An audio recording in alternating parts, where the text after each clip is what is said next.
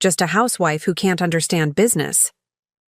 My husband's mockery echoed through the penthouse suite as hospitality executives shifted uncomfortably. 10 minutes later, his face went pale when the board announced their new CEO, me. He'd been reporting to his wife for 3 years without knowing it. "Gentlemen, my wife Brooke here is the perfect example of knowing your place," Ian said, swirling his bourbon in a crystal tumbler. "She's mastered the art of being just a housewife." I maintained my practiced smile, smoothing the napkin across my lap as if it were the most important task in the world. Before we jump back in, tell us where you're tuning in from, and if this story touches you, make sure you're subscribed, because tomorrow I've saved something extra special for you. Around us, the private dining room of the Summit Hotel vibrated with nervous energy. The city's hospitality elite surrounded our table. Hotel magnates, tourism board directors, and most crucially, the entire executive board of Pinnacle Resorts. If Ian knew, they reported to me, not him. "Tell them, darling," Ian continued. Ice. Cubes clinking against crystal as he nursed his 4th bourbon of the night. "Tell them about that time you thought about getting your business degree." He turned to Reed Wilson, Pinnacle's operations director, whom I'd had breakfast with just yesterday to discuss our Asian expansion. Can you imagine? I had to explain to her that hospitality management isn't for everyone. Some people are just meant to support from the sidelines. I caught Alex Moretti's eye across the table's elaborate orchid centerpiece. As Pinnacle's chief strategy officer, she'd been instrumental in our last property acquisition. Her slight frown was nearly imperceptible, but I recognized it. The same expression she wore when we negotiated particularly complex deals. Not that my husband knew anything about those meetings. "Ian," Alex interrupted smoothly, "I'm actually quite interested in Brooke's perspective on—" "Oh, Alex." Ian waved his hand dismissively. "Brooke's perspective is best saved for planning our dinner parties and managing our social calendar. Right, honey?" His fingers dug into my shoulder with what others might mistake for affection, but I felt the possessive pressure behind it. The server appeared with another round of drinks, and I watched as he placed a fresh bourbon in front of my husband. Ian's hand trembled slightly as he reached for it, a tell I'd learned to recognize years ago. 5 years of marriage had taught me to read the signs of his impending social spiral. "You know what makes a successful man?" Ian's voice grew louder, words slightly slurred. "Having a wife who knows her role. Brooke here has perfected it. No ambitions beyond our home, no silly career dreams competing with mine. Just a housewife, and that's exactly what I need." 8 years before that fateful dinner, I stood in the lobby of the Paragon Hotel in San Francisco, surveying what would become my first acquisition. At 28, I had already made a name for myself in hospitality management, though I used my maiden name, Brooke Morgan, professionally. My grandfather had left me a small boutique hotel when I was 23, and I'd turned it into a destination spot within 3 years. "Ms. Morgan, the renovation estimates," my assistant said, handing me a folder. "Thank you, Piper," I replied, skimming the figures. It would take significant capital to transform the Paragon, but I had a vision for what it could become. The cornerstone of what would eventually be Morgan Hospitality Group. "The investors are waiting in the Cypress Room," Piper reminded me. I nodded, straightening my blazer. At 28, I was often the youngest person in the room during these meetings, and frequently the only woman. I'd learned to command respect through preparation and unwavering confidence. "Good afternoon," I said, entering the meeting room where 5 men in expensive suits sat waiting. "Thank you for coming. Let's talk about how we're going to revolutionize luxury hospitality on the West Coast." 2 hours later, I walked out with full financial backing for my expansion plan. Within 6 months, the Paragon reopened to rave reviews and record bookings. At 29, I was featured in Hospitality Today as the prodigy hotelier changing the luxury market. By 30, I had acquired 2 more properties and was scouting locations internationally.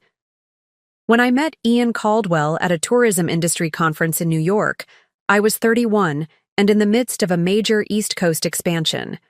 I was speaking on a panel about sustainability in luxury accommodations when I noticed him in the audience. Tall, conventionally handsome, with the self-assured demeanor of someone used to being the most important person in the room. Interesting points about LEED certification not being enough for true sustainability, he said, approaching me after the panel. Though I think you're overestimating guests' willingness to sacrifice certain luxuries for environmental benefits. I'm not asking guests to sacrifice anything, I replied. I'm creating an experience where sustainability enhances luxury rather than competing with it. He smiled, extending his hand. Ian Caldwell, Caldwell Hospitality Management. I recognized the name.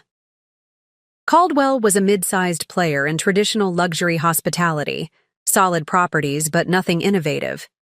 Brooke, I said, shaking his hand but deliberately omitting my last name. Something about his confident dismissal of my business model made me hesitate to reveal my full identity. It was a split-second decision that would shape the next 8 years of my life. Just Brooke?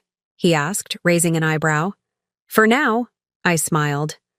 Well, just Brooke. Would you join me for dinner? I'd love to hear more about your unique approach to hospitality. The condescension was subtle but unmistakable. He saw me as a novelty, not a colleague. Normally, I would have declined, but something about the challenge intrigued me. Here was someone representing the old guard of hospitality, someone who might benefit from a broader perspective. I'd be delighted, I said.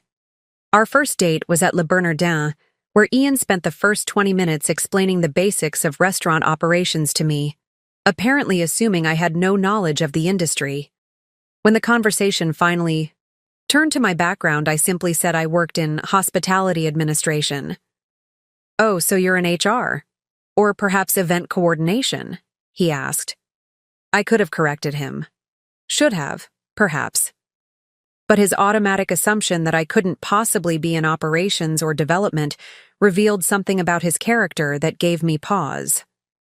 Something like that, I replied vaguely. His face relaxed slightly, and he launched into a detailed explanation of his latest hotel acquisition. I listened, fascinated not by the details, which were frankly uninspired, but by his complete confidence in his own expertise and his inability to consider that I might have relevant experience. The problem with the industry today, he declared, is too many people trying to reinvent what isn't broken. Luxury hospitality is about tradition, about giving guests what they expect. But isn't innovation necessary for growth? I countered. Guest expectations evolve. Innovation within established parameters, he clarified. You can't just throw out the playbook because some trend report suggests millennials want meditation, rooms instead of minibars.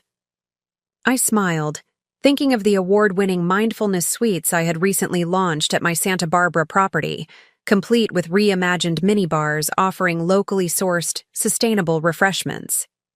Despite our differing views, the conversation was engaging. Ian was intelligent, if narrow in his thinking, and clearly passionate about hospitality.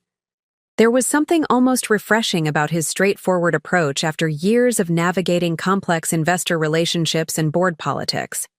Our relationship progressed quickly. Within 6 months, we were seeing each other regularly. I maintained my separate professional identity, a task made easier by my travel schedule and Ian's lack of curiosity about my work life. When I was with him in New York, I was simply Brooke, the girlfriend who worked in hotel administration. When I was in San Francisco, Tokyo, London, or any of the other cities where Morgan Hospitality was expanding, I was Brooke Morgan, CEO. The dual identity wasn't planned. It evolved naturally from that first omission and Ian's assumptions. The longer it continued, the harder it became to correct. You should quit that administrative job, Ian suggested one night, about 9 months into our relationship. Caldwell is expanding, and I could use someone to manage our social calendar, coordinate with charity partners, that sort of thing. Preparing and narrating this story took us a lot of time, so if you are enjoying it, subscribe to our channel. It means a lot to us. Now back to the story. I like my independence, I replied carefully. Of course you do, he said, kissing my forehead in a way that felt oddly patronizing. But wouldn't it be nice to work together? To be part of? Building something significant? The irony wasn't lost on me. By that point, Morgan Hospitality was valued at over $300 million, with 12 properties internationally.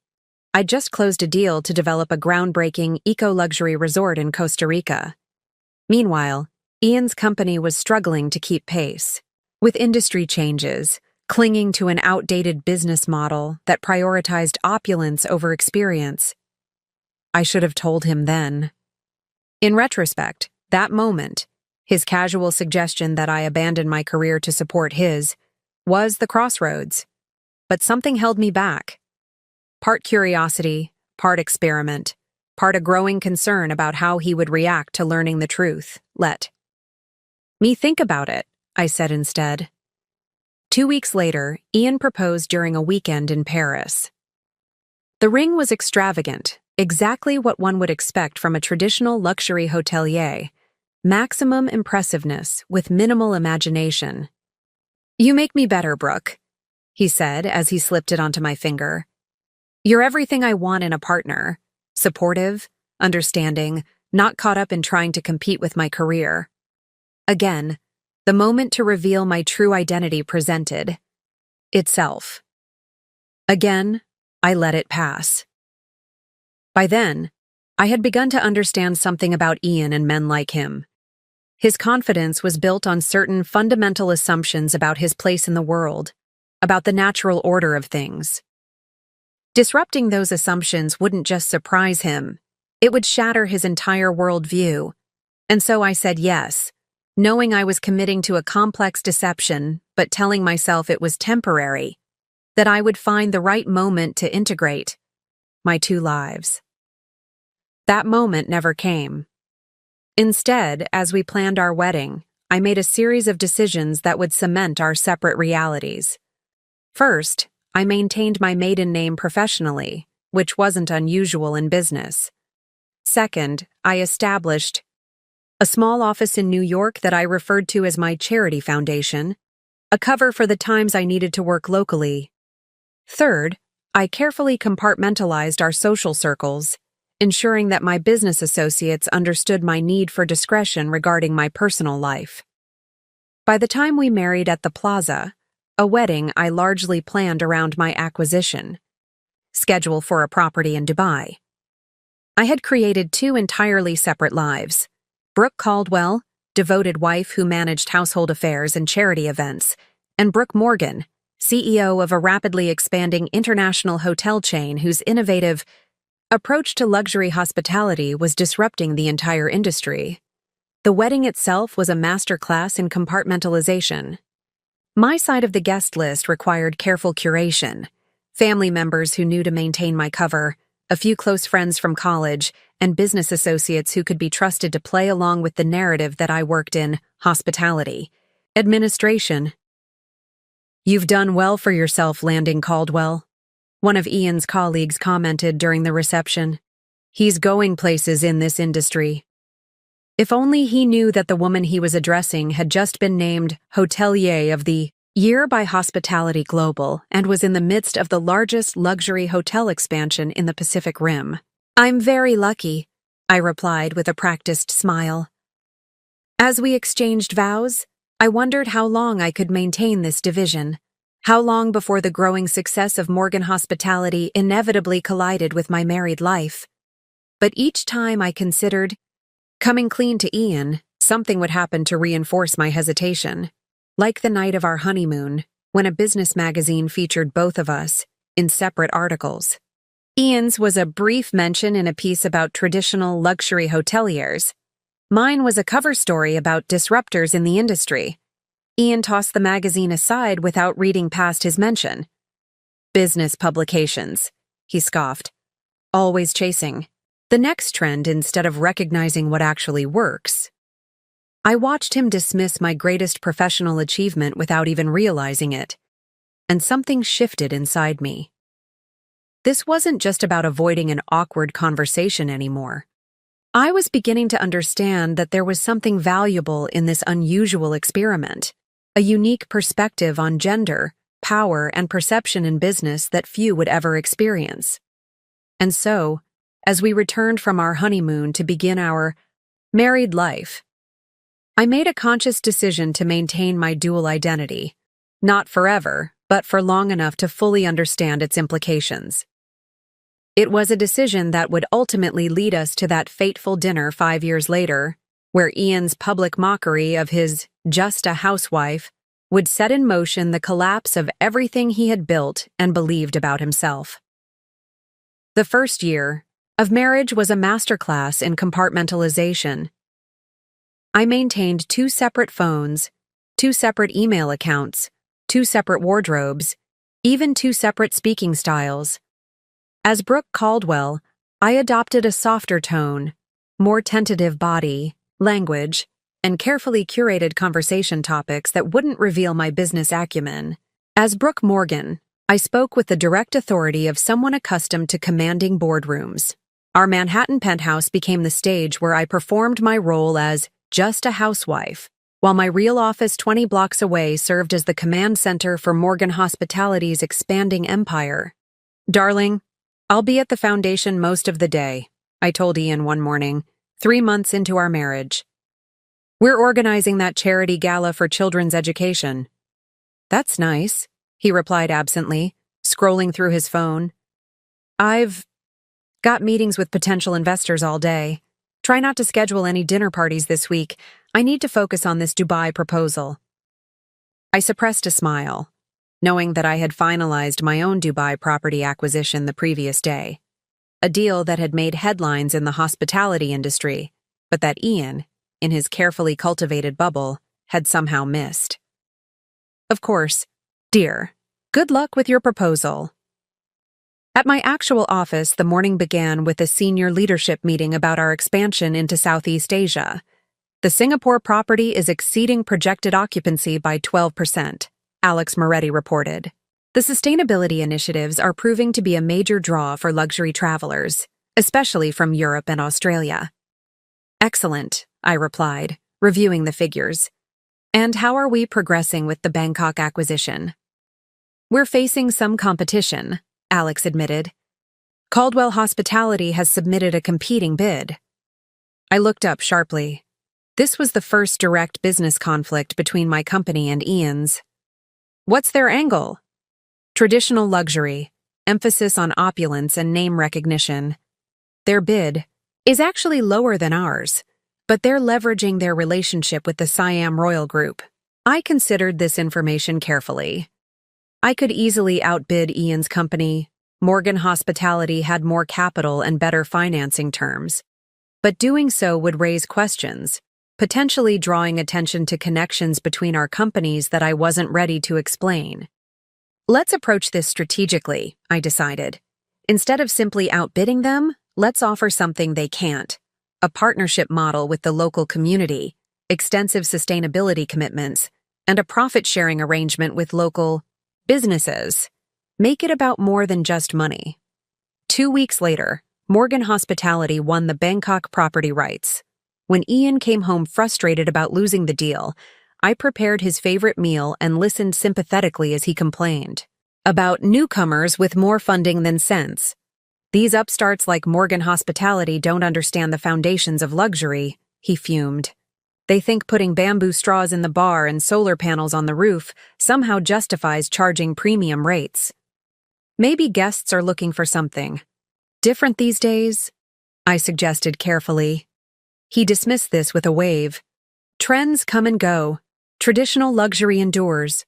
Morgan will overextend and collapse within 5 years, mark my words." I nodded and refilled his wine glass, fighting back the urge to point out that Morgan Hospitality's profit margins were nearly double those of his company, or that our guest satisfaction scores consistently outranked traditional luxury chains. These conversations became a regular feature of our marriage, Ian dismissing industry innovations that threatened his business model, while I nodded sympathetically, all the while pioneering those very innovations. It created a strange intimacy. I understood my husband's business vulnerabilities better than anyone, knew exactly which market shifts kept him awake at night, and watched in real time as he failed to adapt to changes I was helping drive. There were close calls, of course. Like the time Ian's assistant booked him at one of my London properties without realizing the connection. "The new Morgan Hotel in Mayfair is impressive," he admitted grudgingly upon his return. Though all that talk about authentic experiences and mindful luxury feels like marketing babble. "What did you like about it?" I asked, curious to hear his unfiltered opinion of my work. "The details were impeccable," he conceded, "and the staff seemed genuinely engaged, not just going through the motions. I actually tried to poach their concierge manager, but apparently, employee loyalty is absurdly high there." I smiled, remembering how I'd personally developed the employment model at that property, emphasizing fair wages, growth opportunities, and genuine empowerment. Perhaps they're doing something right with their company culture. Perhaps, he allowed before quickly changing the subject. But that doesn't change the fundamentals of the business. Flash and novelty can only take you so far. As our second year of marriage progressed, maintaining my dual identity became increasingly complex. Morgan Hospitality was growing at an unprecedented rate, expanding into new markets across Europe and Asia. I was being featured in business publications with increasing frequency, necessitating careful media management to keep my professional profile separate from my personal life. Isaac, my executive assistant, became critical to maintaining this division.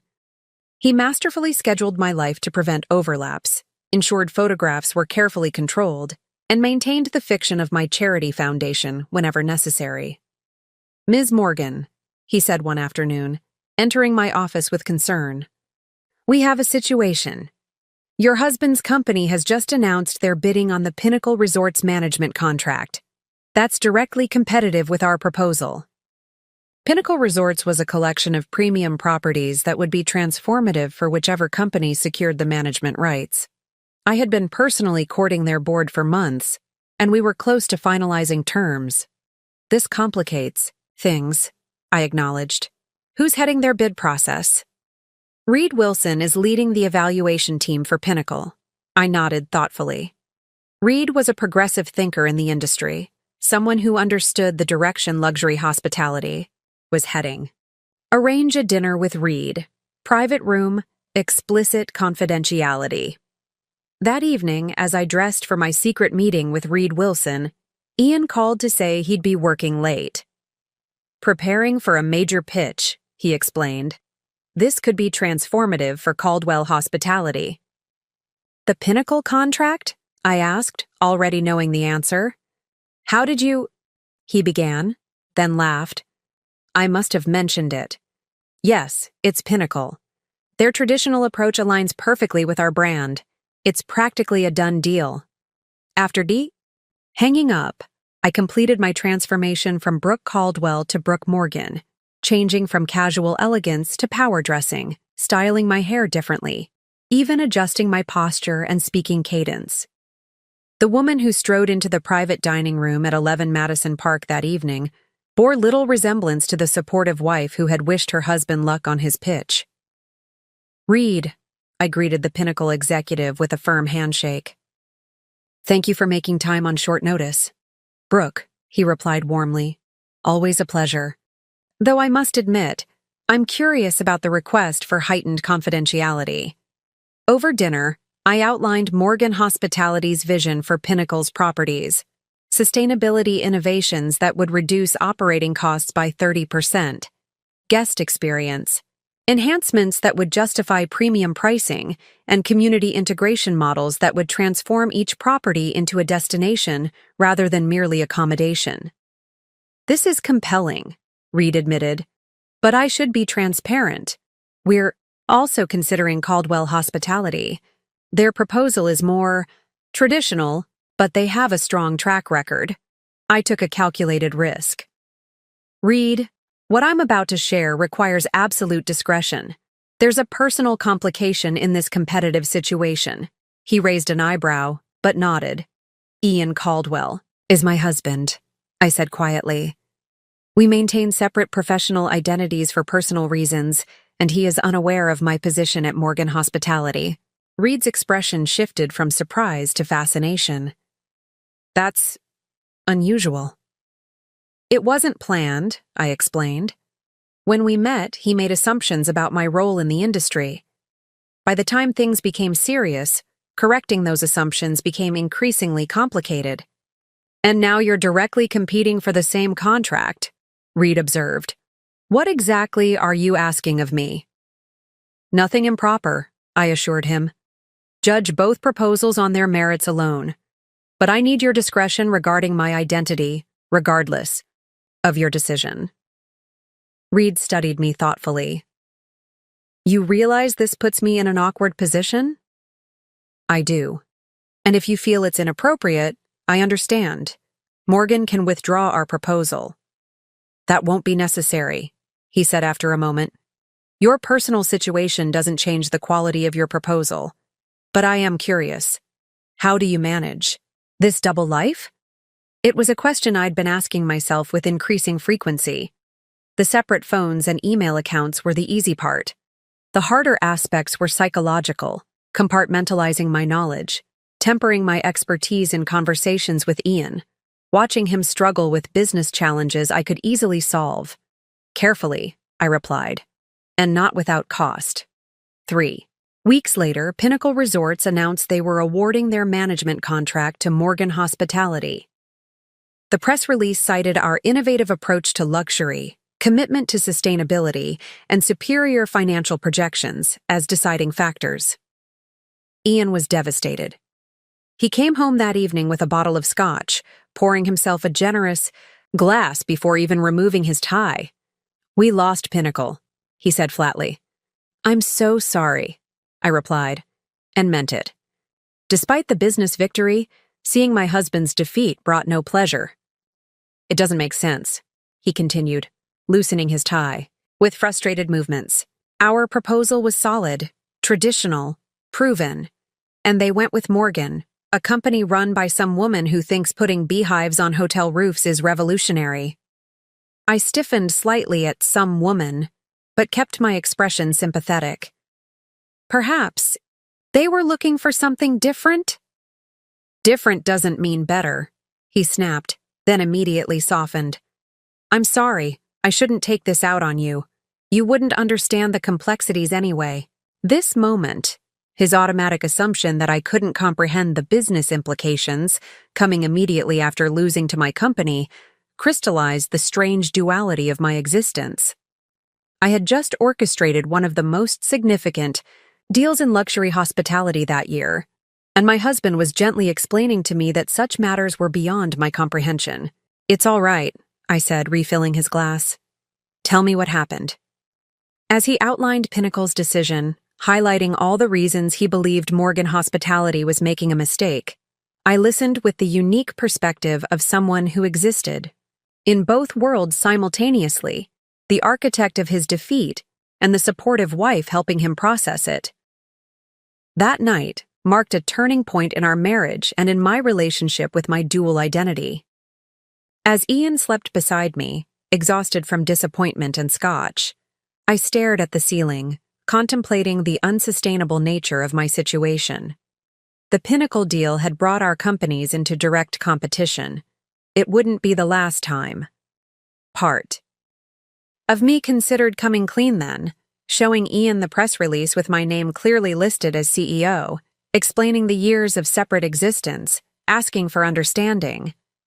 But another part recognized that his reaction to losing the contract, his dismissive comments about some woman, and his assumption that I couldn't grasp business concepts, revealed a fundamental truth about how he saw the world and my place in it. The next morning, as we shared breakfast, Ian had regrouped and found his confidence. It's a setback, not a failure, he declared, straightening his tie. Pinnacle will regret their decision when Morgan's inexperience shows. We'll be there to pick up the pieces. I'm sure you will, I replied, pouring his coffee exactly the way he liked it. I've got a strategy session all day, he continued. Don't. Wait up. We'll be working late to recalibrate after yesterday's news. I understand. I'll be at the foundation anyway. We're finalizing the summer gala plans. He kissed me absently on the forehead before leaving, his mind already focused on recovery strategies. As the door closed behind him, I allowed my posture to change, straightening from the slightly deferential pose I adopted around Ian to the confident stance of a CEO. 20 minutes later, I entered my actual office, where the atmosphere was celebratory. The Pinnacle acquisition had made headlines across the industry, and our stock had jumped 8% overnight. Congratulations, Ms. Morgan, Isaac greeted me, handing me a coffee. Prepared exactly as I liked it, not as Ian preferred. The executive team is gathered for the Pinnacle integration planning session. Thank you, Isaac, I replied, taking the coffee and my real identity back with equal gratitude. Let's make sure this transition is flawless. I want Pinnacle to know they made the right choice. As I walked into the boardroom where my senior leadership team awaited, Alex Moretti was the first to offer congratulations. The Pinnacle deal is transformative, she said. Though I admit, I'm curious how things are at home, given the circumstances. Alex was one of the few people who knew about my marital situation. As my closest advisor and friend, she had expressed concerns about the sustainability of my dual life. Complicated, I admitted quietly, but manageable for now. For now, she echoed, raising an eyebrow. Brooke, you're leading one of the fastest-growing hospitality companies in the world. For now has an expiration date. She was right, of course. The larger Morgan Hospitality grew, the more visible I became, and the more difficult it would be to maintain my separate identities. The Pinnacle acquisition had dramatically raised our profile, putting us in direct competition with Caldwell Hospitality in multiple markets. Something would have to give.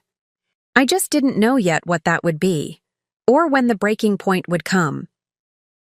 What I didn't anticipate was that the breaking point would arrive at a dinner 3 years later, when my husband would publicly mock my capabilities in front of the very executives who reported to me, setting in motion the collapse of everything he thought he knew about his wife, his business, and his place in the world.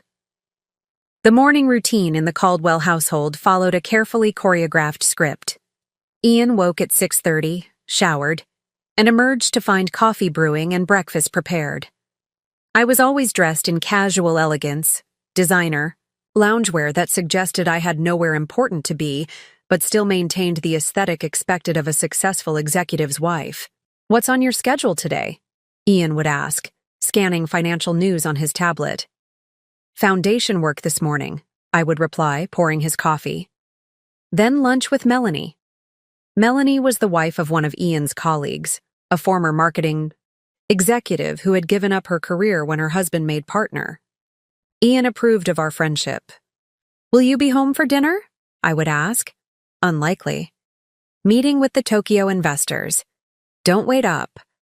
He would kiss me absently on the cheek, his mind already at the office. Once he left, I would transform. The casual loungewear would be replaced by a power suit. The soft, deferential posture would straighten into the confident stance of someone accustomed to authority.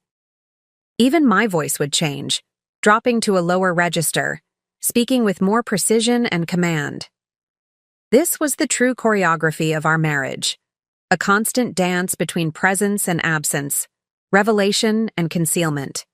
The spaces between us were filled with half-truths and strategic omissions that maintained the illusion of the life Ian believed we shared. Our penthouse apartment itself reflected this duality.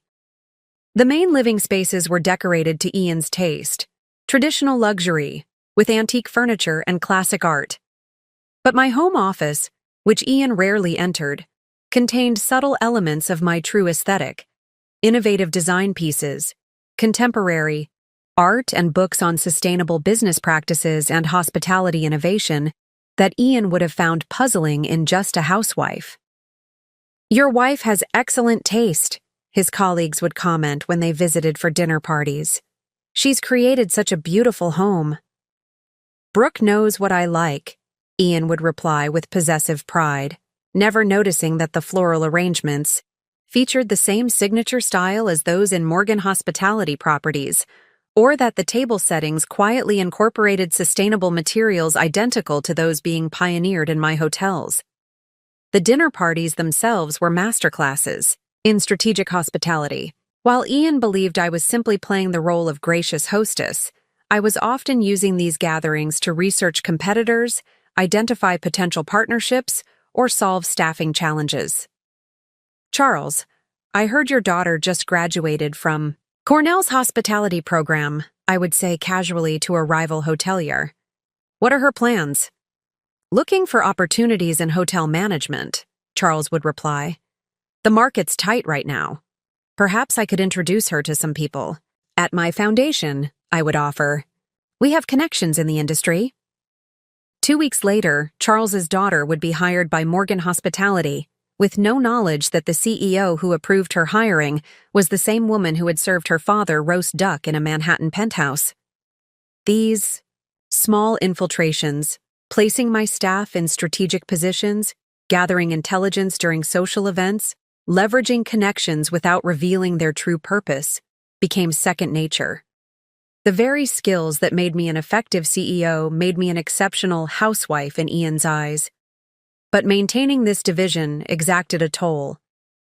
There were moments, increasingly frequent as the years passed, when the performance became exhausting. Like the night Ian came home frustrated after losing another contract to Morgan Hospitality.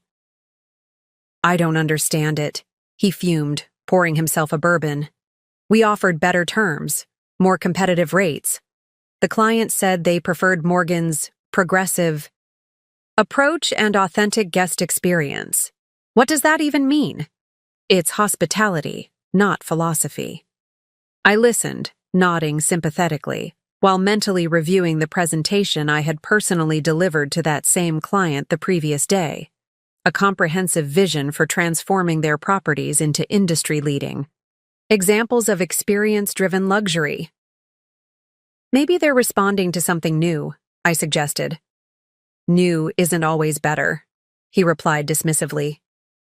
"You wouldn't understand, darling. Business decisions should be based on fundamentals, not trends." These moments, when Ian casually dismissed my understanding of the very industry I was helping reshape, created a peculiar kind of cognitive dissonance. Part of me wanted to challenge him to reveal that not only did I understand his business, I was actively outperforming him in it.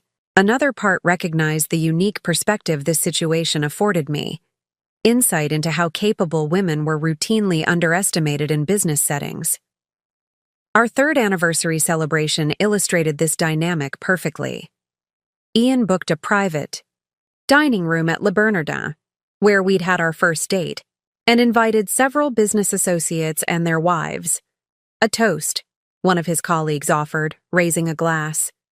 "To Ian and his perfect wife, behind every successful man." "Is a woman who knows her place?" Ian finished with a laugh that others around the table echoed uncomfortably.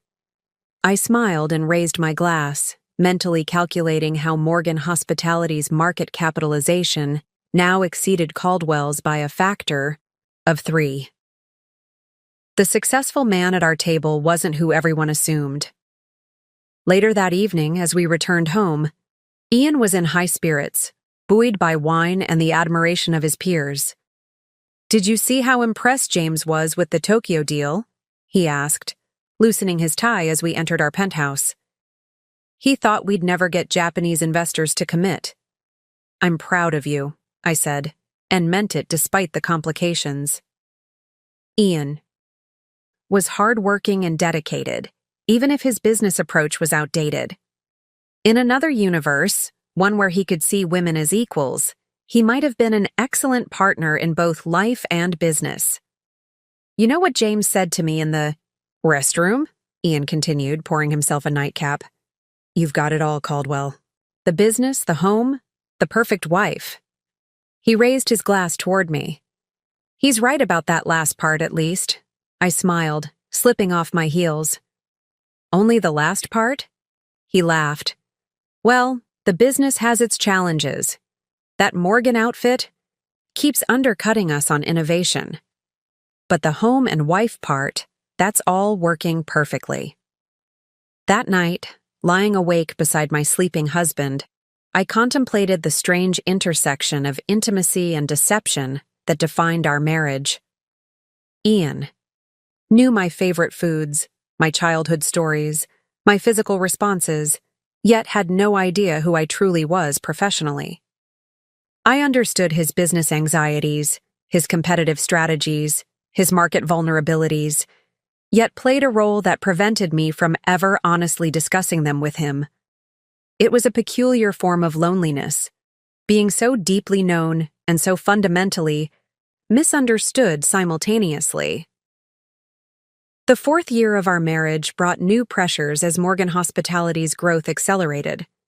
We acquired a significant property portfolio in Europe, launched an innovative eco-luxury brand that received global attention, and were featured in a major business magazine as redefining the future of hospitality.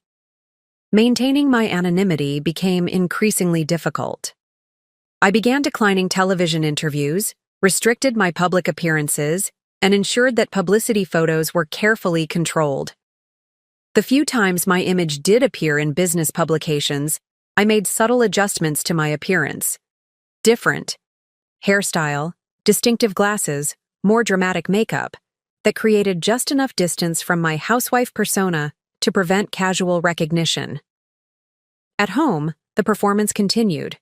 I maintained the fiction of my foundation work, hosted Ian's business associates for strategic dinners, and played the role of supportive wife while he complained about competitors who were ruining the industry with their misguided innovations. The strain began showing in small ways. I became quieter at his business dinners, finding it harder to nod and smile as he dismissed ideas I had pioneered. I grew more distant when he patronizingly explained industry concepts I had literally written white papers about. I found myself working later at my real office, making excuses about foundation events to avoid the cognitive dissonance of my dual existence. Ian noticed these changes but misinterpreted them entirely. You seem distracted lately, he observed, one evening as I absent-mindedly pushed food around my plate, mentally reviewing a complex acquisition strategy I'd been developing all day. Just tired, I replied. The foundation gala is coming up. He reached across the table to pat my hand. You shouldn't stress so much about these charity events, darling. They're supposed to be fun, not exhausting. It's a lot of coordination, I said vaguely. Here's a thought, he offered, clearly pleased with his sudden inspiration. Why not step back from the foundation work? You don't actually need to work, you know. I make more than enough for both of us. I looked up sharply. I like having my own purpose. Of course you do, he said soothingly. But there are other ways to find fulfillment. We could start thinking about a family, or you could focus on redecorating the Hamptons house. This conversation, his casual suggestion that I abandon my professional identity, not realizing he was asking the CEO of a billion-dollar company to consider redecorating as an alternative, marked another pivotal moment. I realized then that Ian didn't just underestimate me. He fundamentally couldn't conceive of me as a professional equal. I'm not ready to give up my work, I said carefully. He shrugged, already moving on. Just a thought, no rush, though I do think you'd make an excellent mother. The subject was dropped, but the underlying assumption remained that my work was a hobby, an optional activity to fill time until more important responsibilities came along. It was around this time that Alex Moretti, my chief strategy officer and closest confidant, raised concerns during one of our private lunches away from the office. This double life isn't sustainable, Brooke, she said bluntly. The company is too visible now. You're too important to the brand. And frankly, it can't be healthy to live like this. I sipped my wine, considering her words. It's complicated. It's more than complicated, she pressed. You're living a lie with someone who's supposed to be your partner. How can he be your partner when he doesn't even know who you are? He knows who I am, I defended weakly. Just not what I do. Alex raised an eyebrow. In our industry, what we do is a huge part of who we are. You're hiding your passion, your talent, your achievements, all the things that make you who you are professionally. That's not a small omission. What would you have me do? I asked. Tell him now, after 5 years of marriage? Surprise, honey.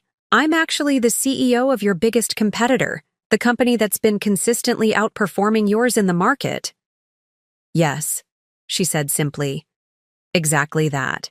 It will be difficult, but continuing this charade is worse. I knew. She was right, at least in theory, but the practical reality was more complex. By this point, revealing my identity wouldn't just mean disclosing a secret. It would mean admitting to years of deception, potentially undermining our entire relationship, and certainly shattering Ian's ego and worldview. I'll find the right moment, I promised. Make sure you do, Alex warned. Because if you don't choose the moment, eventually it will choose itself. Her words proved prophetic, though not in the way either of us anticipated.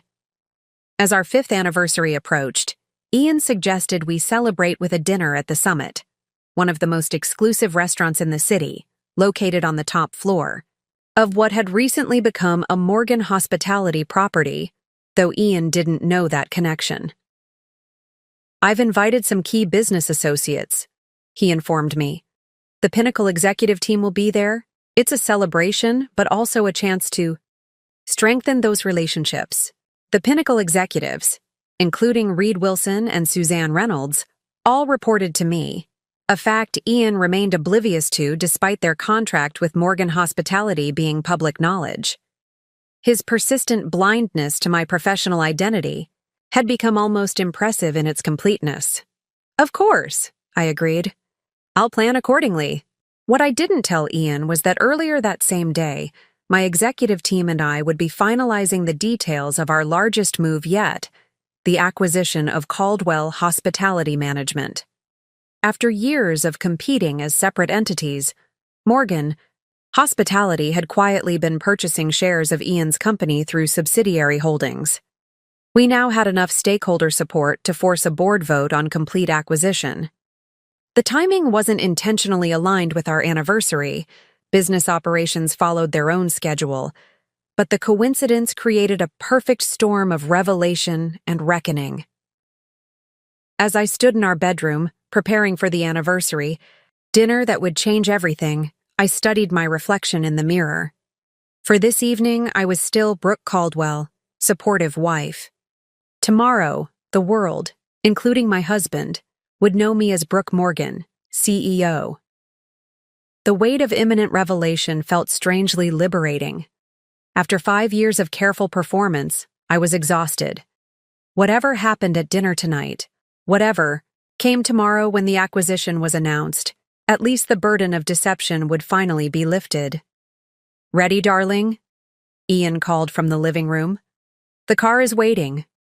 I took one last look in the mirror, straightened my shoulders, and prepared for the final act of my longest-running performance. Coming, I replied, stepping into the hall where my husband waited, blissfully unaware that in less than 24 hours, everything he thought he knew about his wife, his business, and his place in the world would be irrevocably transformed. While my marriage followed its carefully scripted routine, Morgan Hospitality was experiencing explosive growth. What had begun as a single boutique hotel in San Francisco had transformed into a global hospitality empire with over 40 properties across 5 continents. The morning of our 5th anniversary began like many others, in my real office, 20 floors above Manhattan, reviewing quarterly projections with my executive team. The Asian market has exceeded expectations by 22%, Piper reported. highlighting figures on the presentation screen. Our Tokyo property is now the highest-rated luxury hotel in the city, and the Singapore location has been featured in 3 major travel publications this quarter. I nodded, scanning the detailed metrics. And the sustainability initiatives? Transformative, Alex confirmed. Energy costs across all properties are down 18% year-over-year, and guest satisfaction scores for our eco-luxury amenities are averaging 9.4 out of 10. We're setting industry standards. The contrast between these morning strategy sessions and the conversations I had with Ian about business couldn't have been starker. Here, surrounded by my executive team, ideas flowed freely, innovations were celebrated, and my expertise was not just acknowledged, but sought after. The psychological whiplash of transitioning between these environments had grown more pronounced with each passing year. Let's discuss the Caldwell acquisition, I said, turning to the most sensitive item on our agenda. Where do we stand? Reed. Wilson, who had joined Morgan Hospitality after the Pinnacle merger, brought up the relevant documentation on screen. We've secured commitments from 58% of shareholders. The board vote is scheduled for tomorrow morning at 9 a.m. All projections indicate approval. I studied the figures carefully. This acquisition had been planned meticulously over the past year, as Caldwell Hospitality's market position weakened due to their failure to adapt to changing consumer preferences. Their traditional luxury model, once the gold standard, had become increasingly obsolete as travelers sought experiences that combined opulence with meaning, sustainability, and authentic local connection, precisely what Morgan Hospitality offered. And the integration plan? I asked. Comprehensive, Suzanne Reynolds replied. We've identified key personnel to retain, properties that align with our portfolio, and those that would benefit from rebranding or renovation. We can absorb their operations with minimal disruption. What remained unspoken in the room was the personal complication that the CEO of the company we were acquiring was my husband, who remained completely unaware of my role at Morgan Hospitality. Everyone on my executive team now knew about my unusual marital situation, a necessity as the acquisition plans advanced. The timing is delicate, I acknowledged, addressing the elephant in the room. Ian and I have our anniversary dinner tonight, at the summit. He's invited several of you. I glanced at Reed and Suzanne. The acquisition announcement will come tomorrow morning, which means tonight will be complicated. Are you going to tell him beforehand? Alex asked the question. Everyone was thinking. I had considered this option carefully. A private revelation, in the controlled environment of our home, might be kinder than allowing Ian to learn about my identity alongside the rest of the business world. But each time I contemplated this scenario, I couldn't envision a path where it ended well. No, I decided. There's no good way to tell someone you've been living a double life for 5 years, especially when that revelation comes alongside the news that you're acquiring their company. Whether he learns tonight or tomorrow morning doesn't fundamentally change the shock. The room fell silent, everyone recognizing the personal cost of the business decision we were implementing. Let's review the press statement once more, I said, redirecting focus to the task at hand. The statement was straightforward in its business language, but groundbreaking in its implications. Morgan Hospitality was acquiring Caldwell Hospitality, management in an all-cash transaction, consolidating our position as the leading innovative luxury hotel brand globally. The announcement would highlight the strategic benefits, projected synergies, and our plans for seamless integration. What it wouldn't mention was that the CEO of Morgan Hospitality was married to the CEO of Caldwell Hospitality, a revelation. That would undoubtedly become the focus of business media once the connection was discovered. Are we prepared for the personal angle when it emerges? I asked my PR director. As much as possible, she confirmed. We've prepared statements emphasizing that business decisions were made based on market factors and stakeholder value, not personal considerations. We'll stress that appropriate governance protocols were followed, with you recusing yourself from specific voting situations where conflicts might arise. I nodded, knowing these technicalities would satisfy legal requirements, but do little to mitigate the personal and public relations storm that would follow. And the market reaction? I turned to our financial team. Our modeling suggests Morgan stock will rise 8 to 12% on the news, while Caldwell's remaining public shares will see significant volatility before trading is likely halted pending the completion of the acquisition. The clinical discussion of what would happen to Ian's company, his life's work, felt surreal. I was simultaneously the architect of its acquisition and the wife of the man who would be most devastated by it. Next steps? I asked, drawing the meeting to a close. Everything is prepared for tomorrow's announcement, Isaac confirmed. The legal team has final documentation ready, the PR team has prepared comprehensive communications, and we've arranged early meetings with key clients to address any concerns. Excellent. Thank you all for your discretion and professionalism throughout this process. I know the personal complications have created additional challenges. As the team dispersed, Alex remained behind, concern evident in her expression. Are you sure about tonight?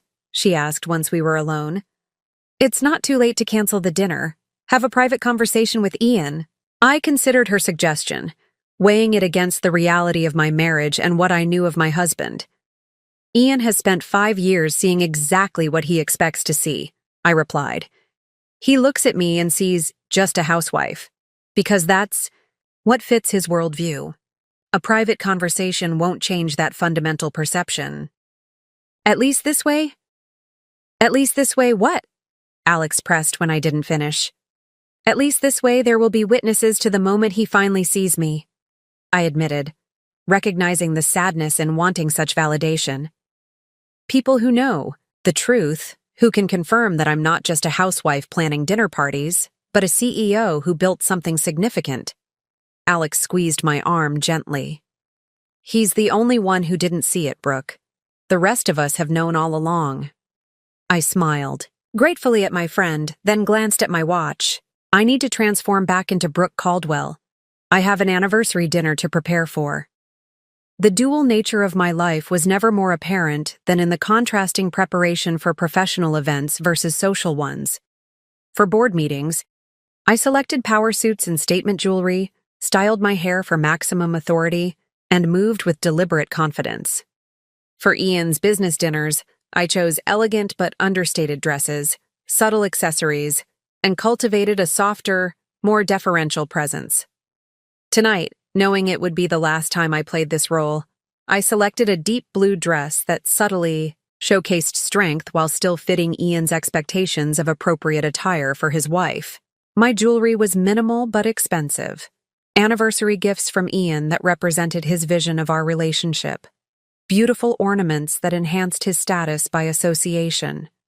As I applied my makeup, I studied my reflection, noting how easily I shifted between my two identities now, adjusting my posture, my expression, even the cadence of my speech depending on which version of myself I was portraying. The performance had become so second nature that sometimes I wondered if either version was entirely authentic anymore. My phone buzzed with a text from Ian. Leaving the office soon. Can't wait to see you. Big news to share tonight. I froze, momentarily concerned that somehow he had discovered the acquisition plans. But that was impossible. The information had been tightly controlled, with only the highest levels of management at both companies aware of the impending announcement. Looking forward to it. I have news too, I replied, the understatement of the decade. Whatever Ian's news was, it would pale in comparison to what tomorrow would bring.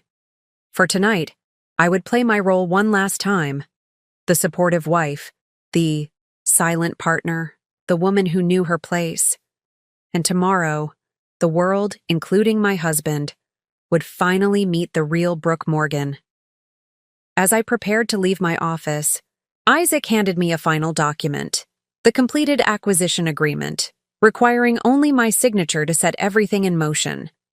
The board has unanimously approved, he informed me. Once you sign, we're committed to tomorrow's announcement. Aye. took the document, the weight of it far exceeding its physical presence. With my signature, I would not only complete a major business transaction, but also irreversibly alter my personal life. "Thank you, Isaac," I said, taking the Mont Blanc pen he offered, a gift I'd received when Morgan Hospitality reached its first billion in valuation. I signed my name, Brooke Elizabeth Morgan, with the confident stroke I used for all major business decisions. Tomorrow, this signature would be public knowledge, no longer a secret identity, but my acknowledged professional self. "Have the car brought around," I instructed, slipping the signed document into a folder. "And make sure everything is in place for tomorrow morning's announcement." "Of course, Ms. Morgan, and good luck tonight." I smiled at his concern. After running a global hospitality company for 8 years, an anniversary dinner should be simple by comparison. But we both knew it wasn't the dinner that would be challenging. It was the knowledge of what would follow, the impending collision of my two carefully separated worlds. As my driver navigated through Manhattan traffic toward my penthouse where I would meet Ian before heading to the restaurant, I mentally prepared for the evening ahead. One last performance as Brooke Caldwell, devoted wife. One final night of Ian believing he understood who I was and what I was capable of. By morning, everything would change. The carefully constructed walls between my personal and professional lives would crumble, leaving me fully visible for perhaps the first time in our marriage. Whether that visibility would destroy our relationship or transform it remained to be seen, but one thing was certain. After tonight, there would be no going back to the comfortable fiction we had lived for 5 years. The car pulled up outside our building, and I took a deep breath, centering myself, before stepping into my role one last time. "Good evening, Mrs. Caldwell," the doorman greeted me. "Good evening, James," I replied with the warm smile of Brooke Caldwell, not the professional nod of Brooke Morgan. As the elevator ascended to the penthouse, I watched the numbers climb, feeling the weight of imminent revelation growing heavier with each floor.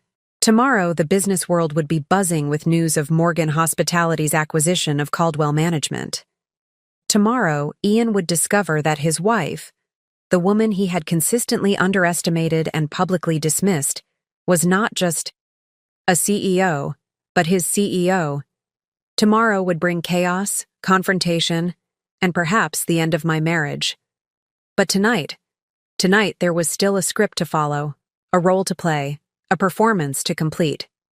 The elevator doors opened on our penthouse, and I stepped into the foyer, hearing Ian moving about in the bedroom. I set down my bag, straightened my shoulders, and prepared for our anniversary dinner. The last act of a 5-year production that had gone on far longer than anyone could have anticipated. "Darling? Is that you?" Ian called out. "I'm almost. Ready? Wait until you hear my news." I smiled, a bittersweet expression hidden from his view. "I'm looking forward to it," I replied, my voice sliding easily into the softer register I used as his wife. "It's going to be quite a night." Ian emerged from our bedroom looking polished and confident in a tailored suit, his expression animated, with excitement I hadn't seen in months. "You look beautiful," he said, kissing my cheek. "The blue brings out your eyes." "Thank you," I replied, genuinely appreciating the compliment. Whatever our complications, there had always been attraction between us. "You mentioned news?" His smile widened as he adjusted his cufflinks, platinum with sapphire accents, a gift from me on his last birthday. "I'll save it for dinner. It's better with an audience." Something in his tone, the desire for witnesses to his moment, reminded me of why we were fundamentally different. Ian saw success as something to be displayed, validated through others' recognition. I had built my company largely in secret, finding satisfaction in achievements regardless of who knew about them. "The car is waiting," I said, gathering my evening bag. "Shall we?" The drive to the summit was filled with Ian's excited chatter about potential new investors, market opportunities, and his vision for Caldwell Hospitality's future, a future that, unbeknownst to him, would be dramatically different after tomorrow's announcement.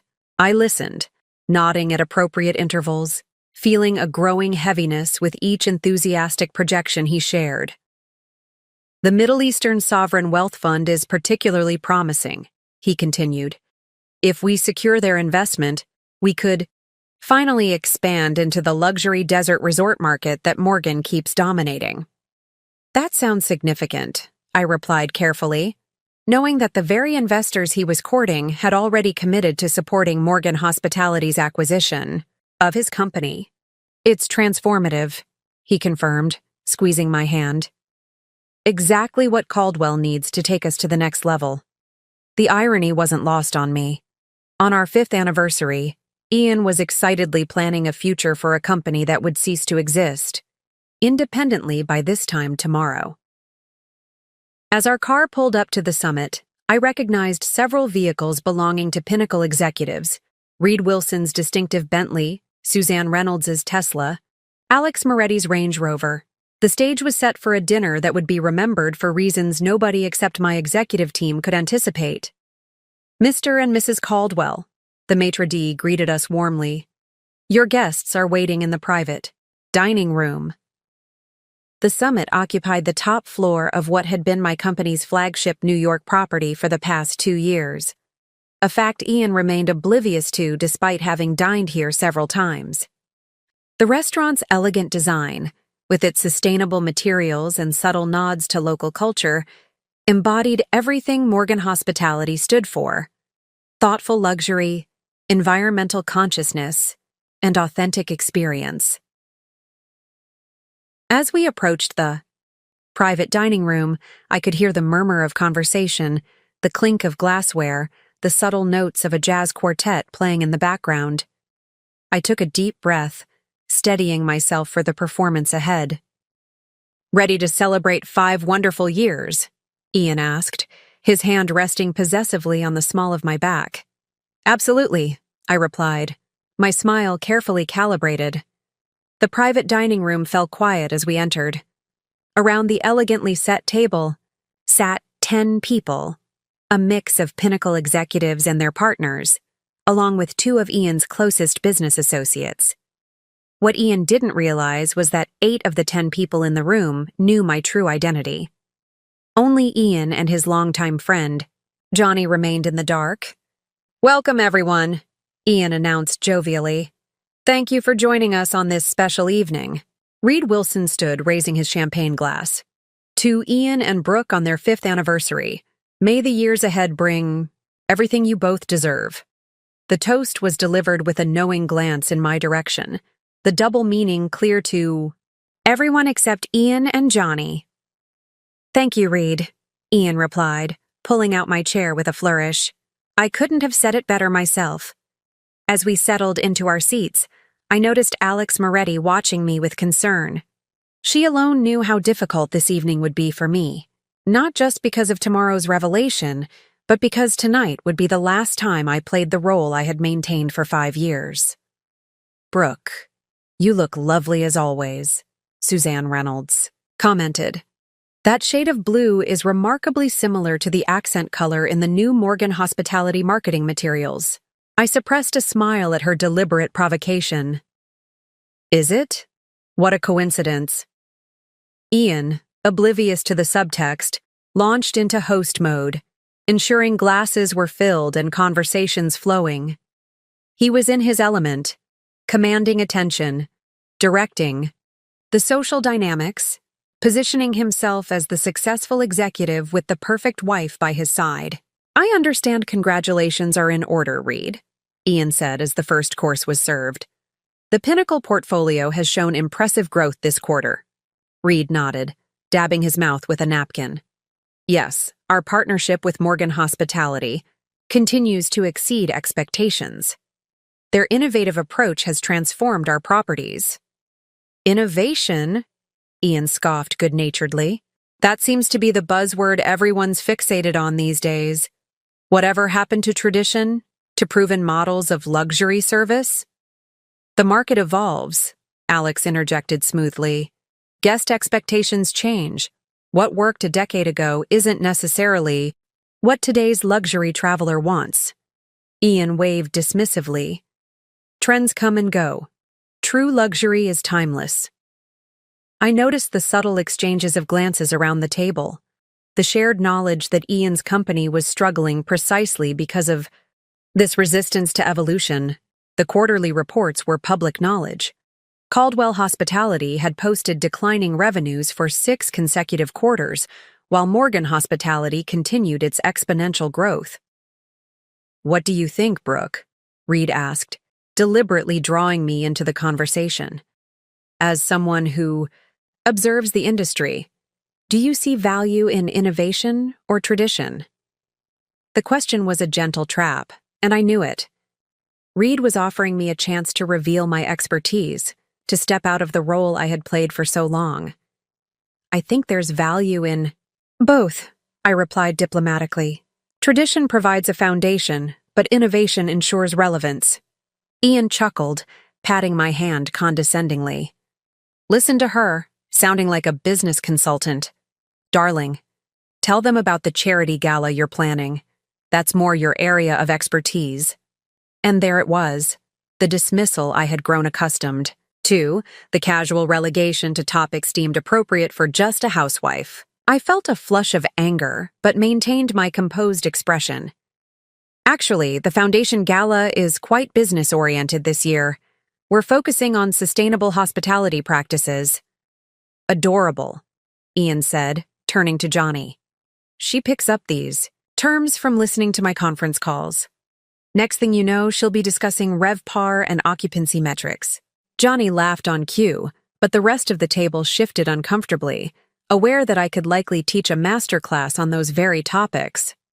"Speaking of business," Ian continued, his voice rising slightly as he prepared to share his news, "I have an exciting announcement." All eyes turned to him, including mine. Whatever he was about to share, he had kept it from me as well. Caldwell Hospitality has secured a tentative agreement with the Al Nasser Investment Group, he announced proudly. "They're prepared to inject $200 million into our expansion plans, pending final approval next week." The table responded with polite congratulations, though I noticed Reed and Suzanne exchange knowing glances. The Al Nasser Group was indeed a major investor in Morgan Hospitality. They had been part of the consortium supporting our acquisition of Caldwell. "That's wonderful news, Ian," I said, genuinely surprised. The Al Nasser Group must have been hedging their bets, maintaining negotiations with Caldwell while simultaneously backing our acquisition. "This means we can finally compete directly with Morgan in key markets," Ian continued, buoyed by the response. "Their CEO, what's her name? Morgan something? Won't know what hit her." I nearly choked on my wine at the direct reference to myself in the third person. Alex quickly jumped in to cover the awkward moment. "Brooke Morgan," she supplied. "She's quite well regarded in the industry." "Brooke?" Ian laughed. "What a coincidence sharing a name with my wife, though I imagine that's where the similarities end." He turned to me with what he clearly thought was an affectionate smile. "No offense, darling." "None taken," I replied, my tone even despite the surge of frustration. As the main course arrived, I noticed several phones discreetly buzzing around the table. The news of tomorrow's acquisition was being finalized, last details confirmed, press, releases prepared.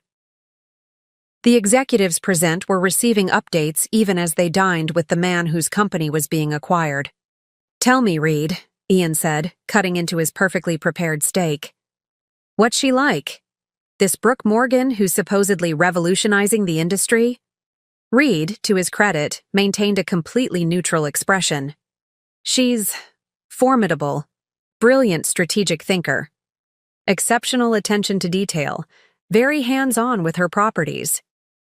And yet no public profile to speak of," Ian mused. "No interviews, rarely photographed.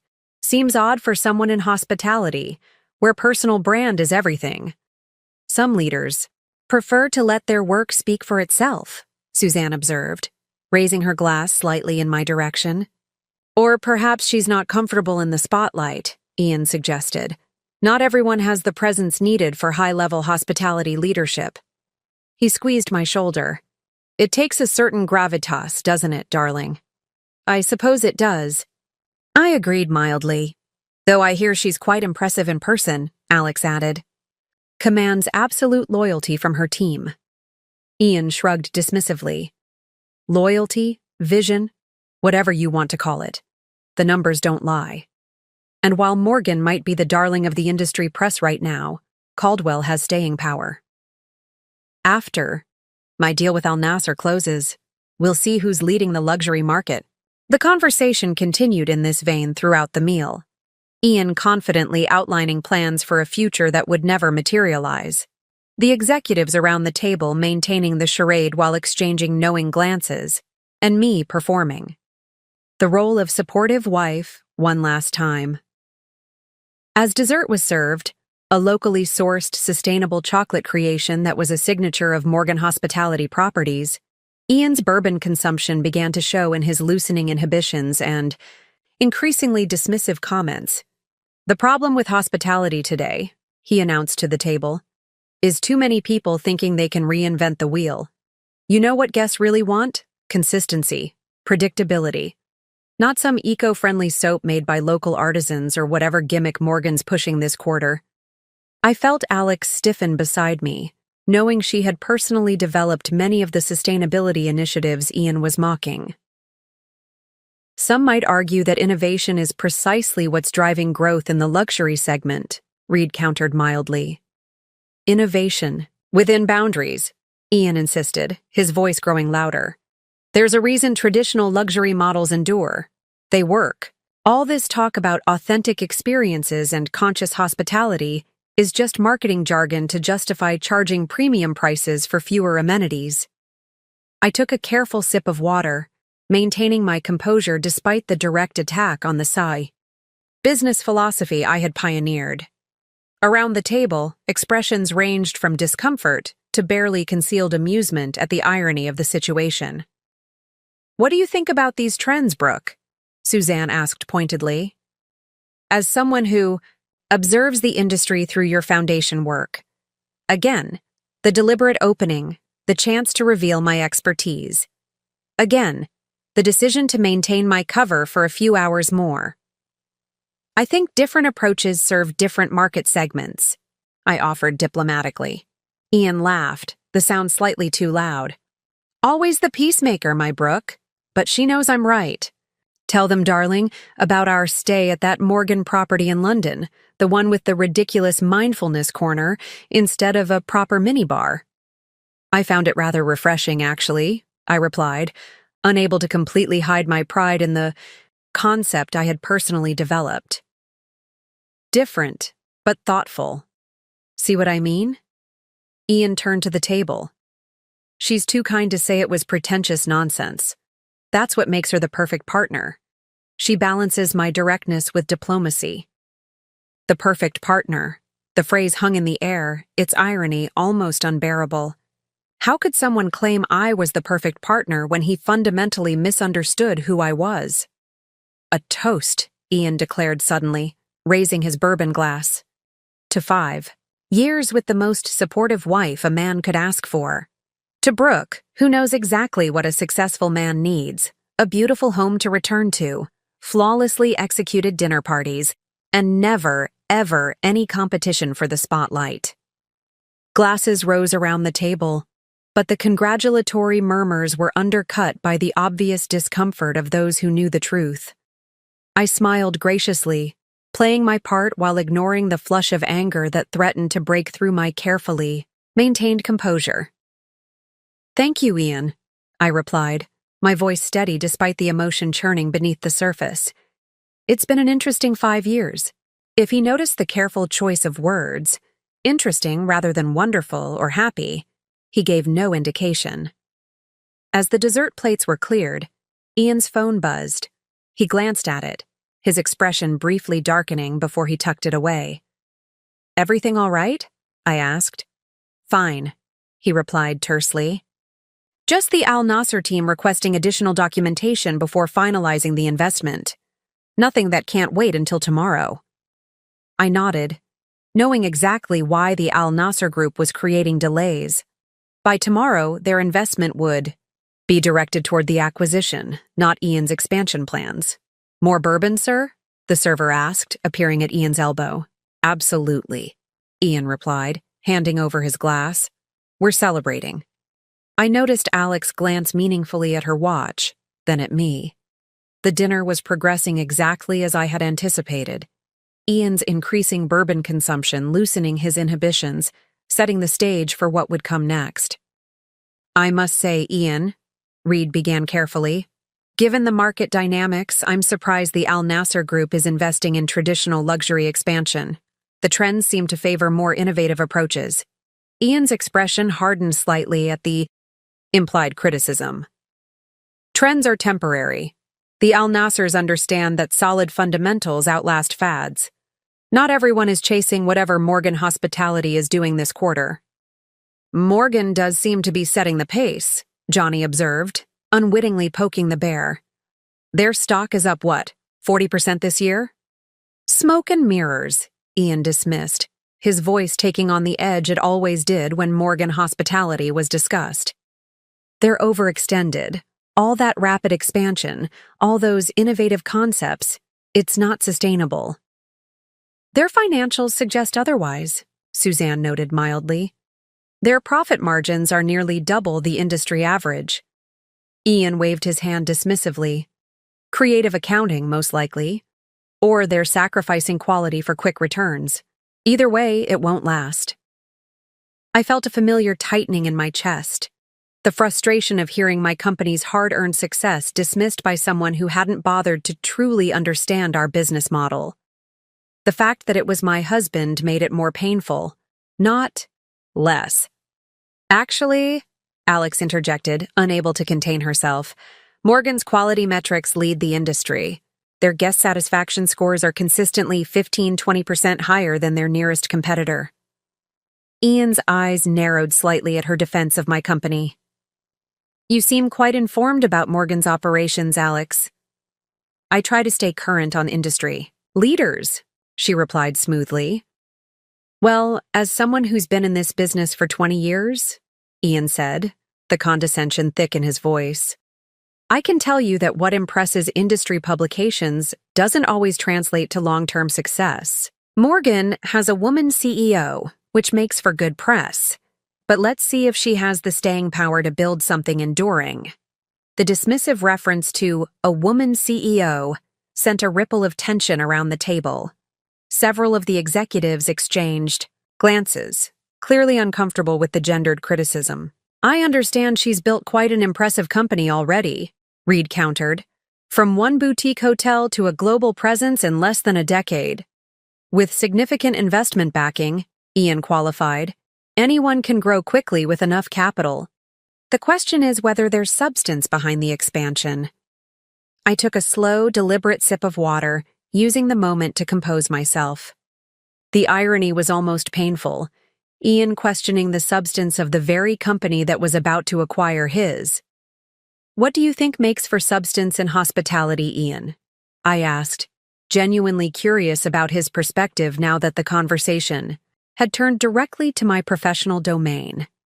He seemed pleased by my interest, leaning forward slightly. Tradition. Understanding what luxury travelers have always wanted. Consistency across properties. Recognizable opulence. A certain gravitas. That comes from experience and history. And innovation doesn't factor into that equation, Alex pressed.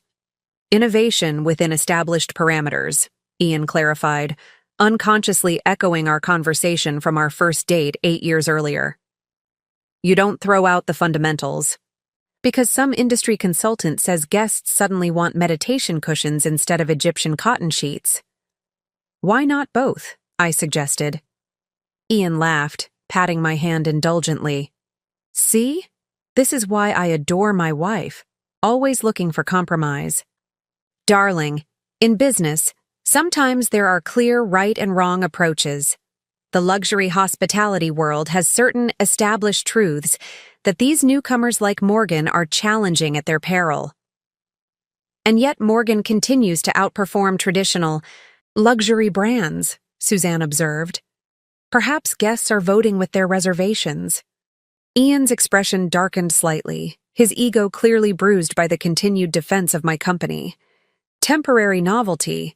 Give it time. The fundamentals always reassert themselves. The conversation was growing increasingly tense, the subtext clear to everyone except Ian and Johnny. I decided to redirect slightly, aware that Ian's increasing intoxication was making him more defensive. Tonight is about celebration, not business debates, I suggested warmly. 5 years of marriage is worth focusing on, don't you think? Ian's expression softened immediately. Absolutely right, darling, always knowing how to bring me back to what matters. He raised his glass again. To my beautiful wife, who understands that her place is supporting my vision, not competing with it. The backhanded compliment hung in the air, its implications impossible to miss. Around the table, I could see the executives' reactions ranging, from discomfort to barely concealed outrage on my behalf. How exactly does Brooke support your vision, Ian? Reed asked, his tone carefully neutral despite the challenging question. Ian seemed delighted by the opportunity to expound on my role. Brooke creates the perfect environment for me to succeed. She manages our home beautifully, hosts flawless events that build valuable social connections, and, most importantly, he squeezed my shoulder with what he clearly thought was affection. She never tries to insert herself into business matters she doesn't understand. The silence that followed was deafening. I could feel the collective tension from those who knew my true identity, their restraint palpable as they witnessed this public diminishment. That must be comfortable for you, Suzanne observed. Her careful phrasing barely concealing her disapproval. It's ideal, Ian confirmed, oblivious to the undercurrents. I've seen too many colleagues' marriages suffer because their wives suddenly decided they needed careers of their own, competing priorities, separate identities. He shook his head, as if the very idea was absurd. Brooke understands that a successful marriage, like a successful business, needs clear roles. And your role is, Alex prompted, unable to hide her distaste entirely. To build something significant in the world, Ian replied without hesitation. To create a legacy. To lead. He gestured toward me. And Brooke's role is to support that mission, to create the foundation that makes it possible. I maintained my practiced smile, feeling the weight of every eye at the table. The assumptions underlying Ian's worldview were now fully exposed, his belief in a natural hierarchy where his ambitions automatically superseded mine, where my value was measured by how well I facilitated his success. What if Brooke wanted her own career? Reed asked quietly. Her own legacy? Ian laughed as if the question was absurd. Brooke knows where her talents lie. Don't you, darling? All eyes turned to me, the moment pregnant with possibility. I could end the charade now, reveal my identity before tomorrow's public announcement. But something held me back. Perhaps a desire to maintain control over the revelation.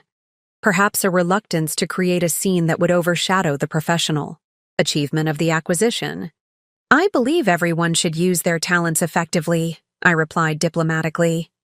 Exactly, Ian agreed, completely missing my careful phrasing.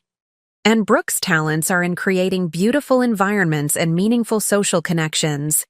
She's exceptional at it, the perfect corporate wife. The perfect corporate wife. The phrase landed heavily, reaffirming that after 5 years of marriage, Ian still saw me primarily as an extension of himself, an accessory to his professional identity, rather than a person with ambitions of my own. I'm curious, Ian, Alex said, leaning forward slightly. In today's world, don't you think the concept of a corporate wife is somewhat outdated? His expression hardened slightly. Not at all. Traditional roles endure because they work, just like in business. Morgan Hospitality can push all the progressive narratives they want about changing luxury expectations, but fundamentally guests want the same things they've always wanted. And in marriage, he squeezed my shoulder again. A clear division of responsibilities creates harmony. And what would happen, Suzanne asked carefully, if that harmony was disrupted? If the traditional roles were reversed? Ian laughed, dismissively. You mean if I stayed home while Brooke ran a company? I think we all know that's not playing to our respective strengths. The condescension in his tone was unmistakable.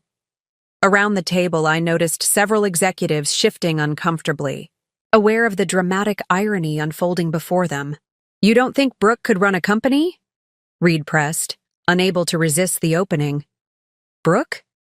Ian glanced at me with indulgent affection. She's brilliant at what she does. Organizing our lives, managing our social calendar, running her little foundation. But the corporate world? The cutthroat hospitality industry? That requires a different temperament entirely. What temperament is that? Alex asked, her tone deceptively light. Decisiveness, strategic thinking, the ability to make tough calls without emotion clouding judgment. Ian raised his bourbon in a small salute to himself. Not everyone is built for that kind of pressure. Brooke thrives in her sphere, and I thrive in mine. That's why we work so well together. I felt a complex mix of emotions swirling beneath my carefully maintained composure. On one level, there was anger at being so fundamentally misunderstood by the man who claimed to love me. On another, there was a strange anticipation of tomorrow's revelation, when Ian would be forced to confront the fact that I possessed exactly the qualities he assumed I lacked. I'd say Brooke has excellent judgment, Reed commented, his gaze meeting mine briefly. In social matters, absolutely, Ian agreed, completely missing the subtext. She can read a room better than anyone, knows exactly which wine to pair with which course, which guests should be seated together, which charity causes will resonate with our circle. He turned to me with what he clearly thought was a compliment. She's mastered the art of making others comfortable, haven't you, darling? I try, I replied, maintaining my role for a few hours more. As coffee was served, Ian's phone buzzed again. This time his reaction was more pronounced, a frown followed by visible confusion. Everything okay? I asked, genuinely curious about what might be leaking about tomorrow's announcement. Fine, he replied tersely, tucking the phone away. Just some market chatter about Morgan Hospitality making a major move tomorrow. Probably nothing. I felt my pulse quicken slightly. The information was beginning to circulate in financial circles, as it inevitably would. We had planned for this official announcement at 9 a.m., but in the connected world of finance, rumors always preceded formal statements. What kind of move? Johnny asked, interested. Acquisition speculation, Ian dismissed, though who they think they're acquiring is anyone's guess. Probably another one of those boutique eco-lodges or some wellness retreat. He shook his head. As if anyone wants to pay luxury prices to eat kale and meditate. Alex caught my eye, briefly, silently asking if I wanted to redirect the conversation. I gave an almost imperceptible shake of my head. Let this play out naturally. Actually, Reed said carefully, I've heard Morgan Hospitality might be looking at more traditional properties, expanding their portfolio in interesting ways. Ian scoffed. Good luck to them. Traditional luxury requires a certain understanding of fundamentals that I doubt their leadership grasps. Their CEO seems quite capable, Suzanne observed mildly. Her track record speaks for itself. On paper, perhaps, Ian allowed. But there's more to leadership than metrics. There's presence, authority, a certain gravitas that you can't fake. And you don't think Brooke Morgan has that gravitas? Alex asked, barely concealing her amusement at the direct reference to me. Ian laughed. I've never met her, so I can't say. But generally speaking, the hospitality industry requires a certain commanding presence that women often struggle to project. No offense to the ladies present, he added, gesturing inclusively to Alex and Suzanne. But there's a reason traditional luxury hotels have historically been led by men. Guests respond to that authority. The casual sexism hung in the air, all the more striking for how unconsciously it was delivered. Ian genuinely seemed to believe what he was saying, to see no problem with his worldview. Interesting perspective, Reed said diplomatically. Though I must say, in my experience working with Morgan Hospitality, their leadership demonstrates remarkable presence. Ian shrugged, clearly unconvinced. We'll see how enduring that presence proves to be. The industry has seen plenty of rising stars flame out when market conditions shift. As the dinner wound toward its conclusion, I felt a strange sense of detachment settling over me. After 5 years of maintaining this dual identity, of listening to Ian dismiss capabilities I possessed in abundance, tomorrow would bring a reckoning that was both professional triumph and personal catharsis. Shall we call it a night? I suggested, noting Ian's increasing intoxication and the late hour. We should let everyone get home at a reasonable hour. Always thinking of others, Ian said approvingly. That's my Brooke, the perfect hostess. As the group began gathering their things, exchanging handshakes and air kisses, I caught Alex's eye. She moved closer under the pretense of saying goodbye. Are you sure about tomorrow? She asked quietly. Once the announcement goes live, there's no going back. I glanced at Ian, who was loudly explaining his expansion vision to a clearly uncomfortable Reed. I'm sure, I replied softly. It's time for the worlds to collide. Alex squeezed my arm supportively. We'll be ready for whatever comes. The team is behind you, professionally and personally. As we said our final goodbyes, Reed approached me while Ian was distracted with settling the bill. That was educational, he commented dryly. 8 years of hospitality leadership, and apparently I lack gravitas, I replied with a small smile. If he only knew. Reed shook his head. Tomorrow will be quite the revelation. For everyone, I agreed. The ride home was quiet. Ian lost in thought about the strange text messages he'd received, me contemplating the impending collision of my separate worlds. The bourbon had mellowed him somewhat, replacing his earlier bombastic energy with a more subdued reflection. Did you enjoy the evening? He asked, as our car navigated the late-night streets of Manhattan. It was memorable, I replied truthfully. You seemed quiet toward the end. I glanced at him, wondering if he had finally noticed my reaction to his dismissive comments. Did I? He nodded absently. Probably tired from all the planning. You put so much effort into these events. And there it was again. The assumption that my quietness must be physical fatigue from party planning rather than emotional exhaustion from being consistently underestimated. Yes, I agreed softly. It's been a long day. As our car pulled up to our building, Ian helped me out with the automatic courtesy that had always characterized our relationship. Whatever his flaws, he had always been technically considerate, holding doors, pulling out chairs, offering his coat if the temperature dropped.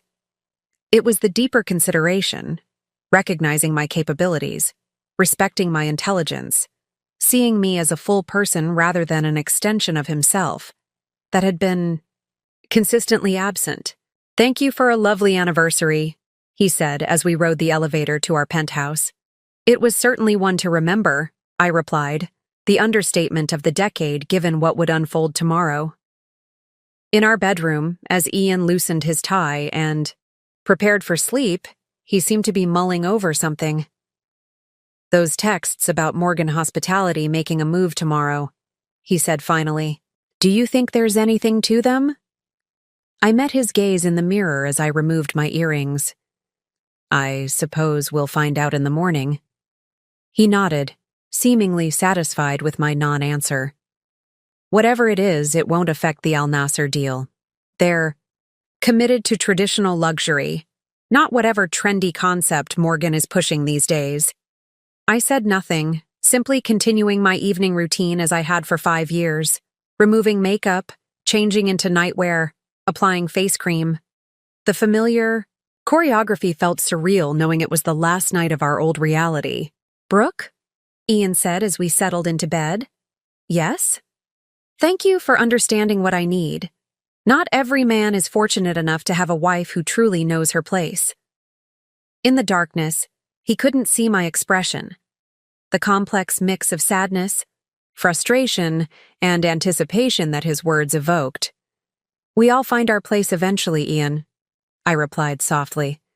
"Sometimes it's just not where others expect us to be." He made a sleepy sound of agreement, missing the deeper meaning entirely.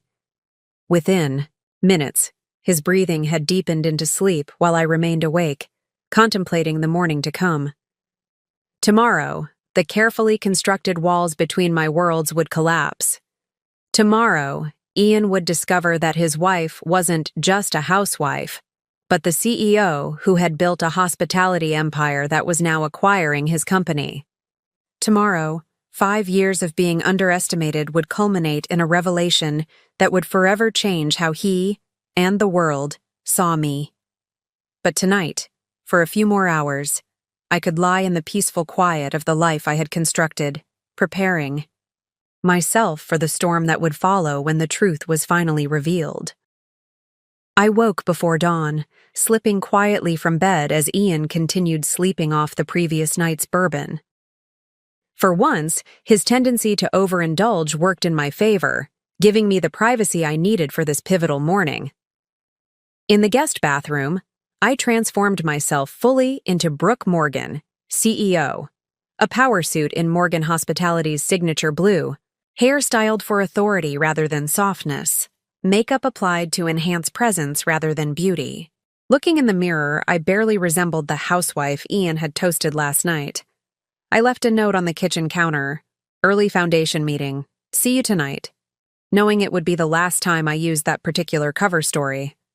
Then, I gathered my things and slipped out of the penthouse while the city was still bathed in pre-dawn shadows. My driver was waiting, as always. "Good morning, Ms. Morgan," he greeted me, holding the door. "Good morning, David," I replied, settling into the back seat. "Directly to the office, please." As we navigated the quiet streets of early morning Manhattan, I reviewed the day ahead. The acquisition announcement was scheduled for 9 a.m. Before that, I had final meetings with our legal team, PR directors, and senior executives to ensure everything was in place. After the announcement, there would be media interviews, stakeholder calls, and the inevitable personal fallout with Ian. My phone buzzed with a text from Alex. "Everything ready. Team assembled. How are you feeling?" "Focused," I replied simply. It was true. Despite the personal complexities, I felt a clarity of purpose I hadn't experienced in years.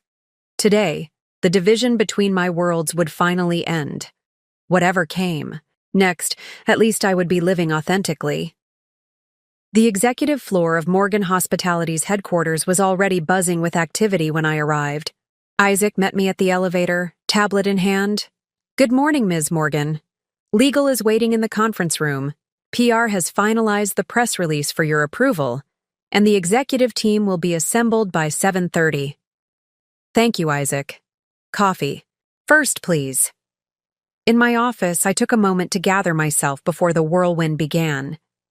The wall of windows showcased a spectacular view of Manhattan coming alive in the morning light. Below, I could see our flagship hotel, the Morgan, its distinctive blue accent lighting still visible as dawn approached. I had built this company from a single boutique property to a global hospitality leader recognized for innovation, sustainability, and exceptional guest experiences. Today, that achievement would finally be fully public, my name and face attached to the success I had created. A soft knock announced Isaac's return with coffee. "The legal team is ready when you are." The next hour passed in a blur of final reviews and signatures. Our legal counsel walked me through the acquisition details one last time, confirming that all regulatory requirements had been met, all shareholder approvals secured. "The acquisition is sound from every angle," our chief counsel confirmed. Caldwell. Hospitality management stockholders are receiving a premium well above market value. There's no legitimate basis for challenge, even given the unusual personal situation. I nodded, signing the final documents with the same Mont Blanc pen I'd used for every major Morgan Hospitality deal. Thank you for your thoroughness. Next came the PR team, with final versions of the press release, prepared statements for media inquiries, and a schedule of interviews for the day. We've prepared for every angle, our PR director assured me, including the personal connection. Our message is consistent. This acquisition is based on business fundamentals and represents the best outcome for all stakeholders. And the inevitable questions about why I kept my identity separate from my husband's company? I asked. We emphasize professional ethics. Your commitment to avoiding conflicts of interest by maintaining strict separation between your personal and professional lives. If pressed, we acknowledge that traditional gender expectations in the industry created additional complexities. I reviewed the messaging, making a few adjustments to ensure the tone was right, confident but not defensive, matter of fact about the personal situation without inviting unnecessary speculation. By 7:30, my executive team had assembled in the conference room. Looking around the table at these men and women who had helped build Morgan Hospitality, who had maintained my confidentiality for years while delivering exceptional results, felt a surge of gratitude. Good morning, everyone, I began. Today marks a significant milestone for Morgan Hospitality.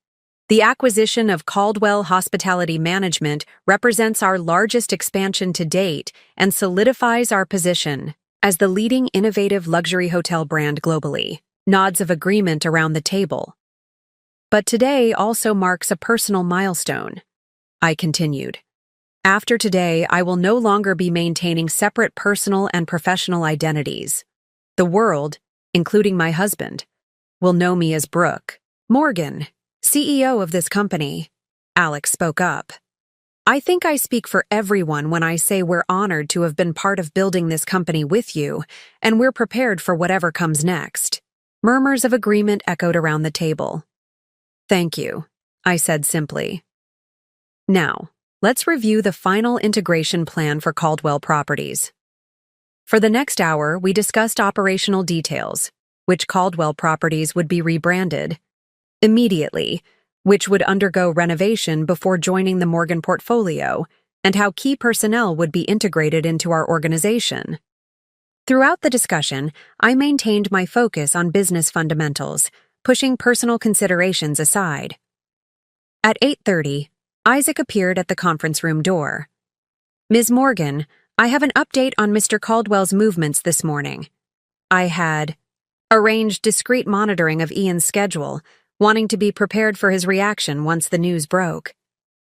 He arrived at Caldwell headquarters 20 minutes ago, Isaac reported. According to his assistant, he has a 9 a.m. meeting scheduled with his executive team regarding the Al Nasser investment. Perfect timing.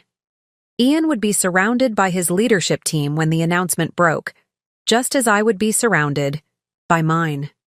Thank you, Isaac. Please continue monitoring and keep me updated on any developments. As our meeting concluded, I returned to my office for a final moment of preparation before the announcement.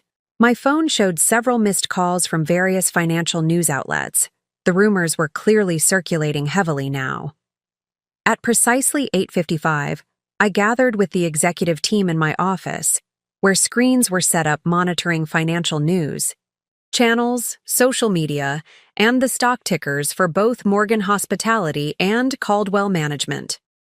The press release goes live in 5 minutes, our PR director confirmed.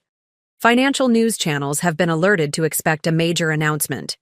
I nodded, feeling strangely calm despite the magnitude of what was about to happen. 5 years of dual identity were about to end. Whatever came next, professionally or personally, would unfold in the light of full disclosure. 3 minutes, Isaac announced, eyes on his watch. Alex moved to stand beside me. Ready? Yes, I replied simply. 1 minute. Around the room, My executive team stood ready, tablets and phones prepared to respond to the flood of inquiries that would follow. The announcement. On the wall screens, financial news tickers scrolled across the bottom, while analysts speculated about merger and acquisition activity in the hospitality sector. 30 seconds. I took a deep breath, straightening my shoulders. Press release is live, our PR director announced. All channels simultaneously. On the screens, I watched as the announcement appeared. Morgan Hospitality acquires Caldwell Hospitality Management in landmark deal. Beneath the headline, details of the acquisition scrolled across screens. The all-cash transaction, the premium. Offered to Caldwell shareholders, the integration plans for properties and staff. And most significantly, a clear photograph of me, Brooke Morgan, CEO, alongside my professional biography. On another screen, the stock tickers began moving immediately, Morgan Hospitality shares rising, Caldwell's fluctuating wildly before. Trading was temporarily halted pending market absorption of the news. First media inquiries coming in, the PR team reported. Bloomberg, CNBC, and the Wall Street Journal all requesting immediate comment. I nodded, my attention fixed on another screen showing the lobby of Caldwell Hospitality's headquarters, where financial reporters were already gathering, hoping to catch reactions to the announcement. Ms. Morgan, Isaac said quietly. Mr. Caldwell's assistant reports that he just received the news in his executive meeting. He's reportedly not taking it well. I could imagine the scene, Ian surrounded by his leadership team, seeing the announcement that his company was being acquired, and then the shock of recognition as he saw my name and face identified as the CEO of Morgan Hospitality. 5 years of carefully maintained separation collapsing in an instant. CNN is running the story now, someone called out. On screen, the business anchor was speaking excitedly. Breaking news in the hospitality sector as Morgan Hospitality announces the acquisition of Caldwell Hospitality Management in a deal valued at $2.7 billion. In an unexpected twist, CEO Brooke Morgan is married to Caldwell CEO Ian Caldwell, a fact apparently unknown to Caldwell or industry insiders until today's announcement. The anchor turned to a financial analyst beside her. Michael, what do we make of this unprecedented situation? Well, Carol, it's certainly unusual. Morgan Hospitality has been the industry's innovation leader for several years, consistently outperforming traditional luxury brands including Caldwell. What makes this acquisition remarkable is not just the business implications, but the personal dimension. That the CEO orchestrating this takeover is married to the CEO whose company is being acquired. And apparently, he didn't know about his wife's role? That's what sources are telling us. Brooke Morgan has maintained a relatively low public profile despite building one of the most successful hospitality companies in the world. She reportedly kept her professional identity separate from her personal life, a division that ended dramatically with today's announcement. My phone buzzed, Ian calling. I let it go to voicemail, knowing any conversation now would be unproductive. Better to let him process the initial shock before attempting communication. CNBC requesting a live interview in 20 minutes, our PR director informed me. Confirm it, I nodded. And schedule the Bloomberg interview for 10:30. Ms. Morgan, Isaac appeared at my side again.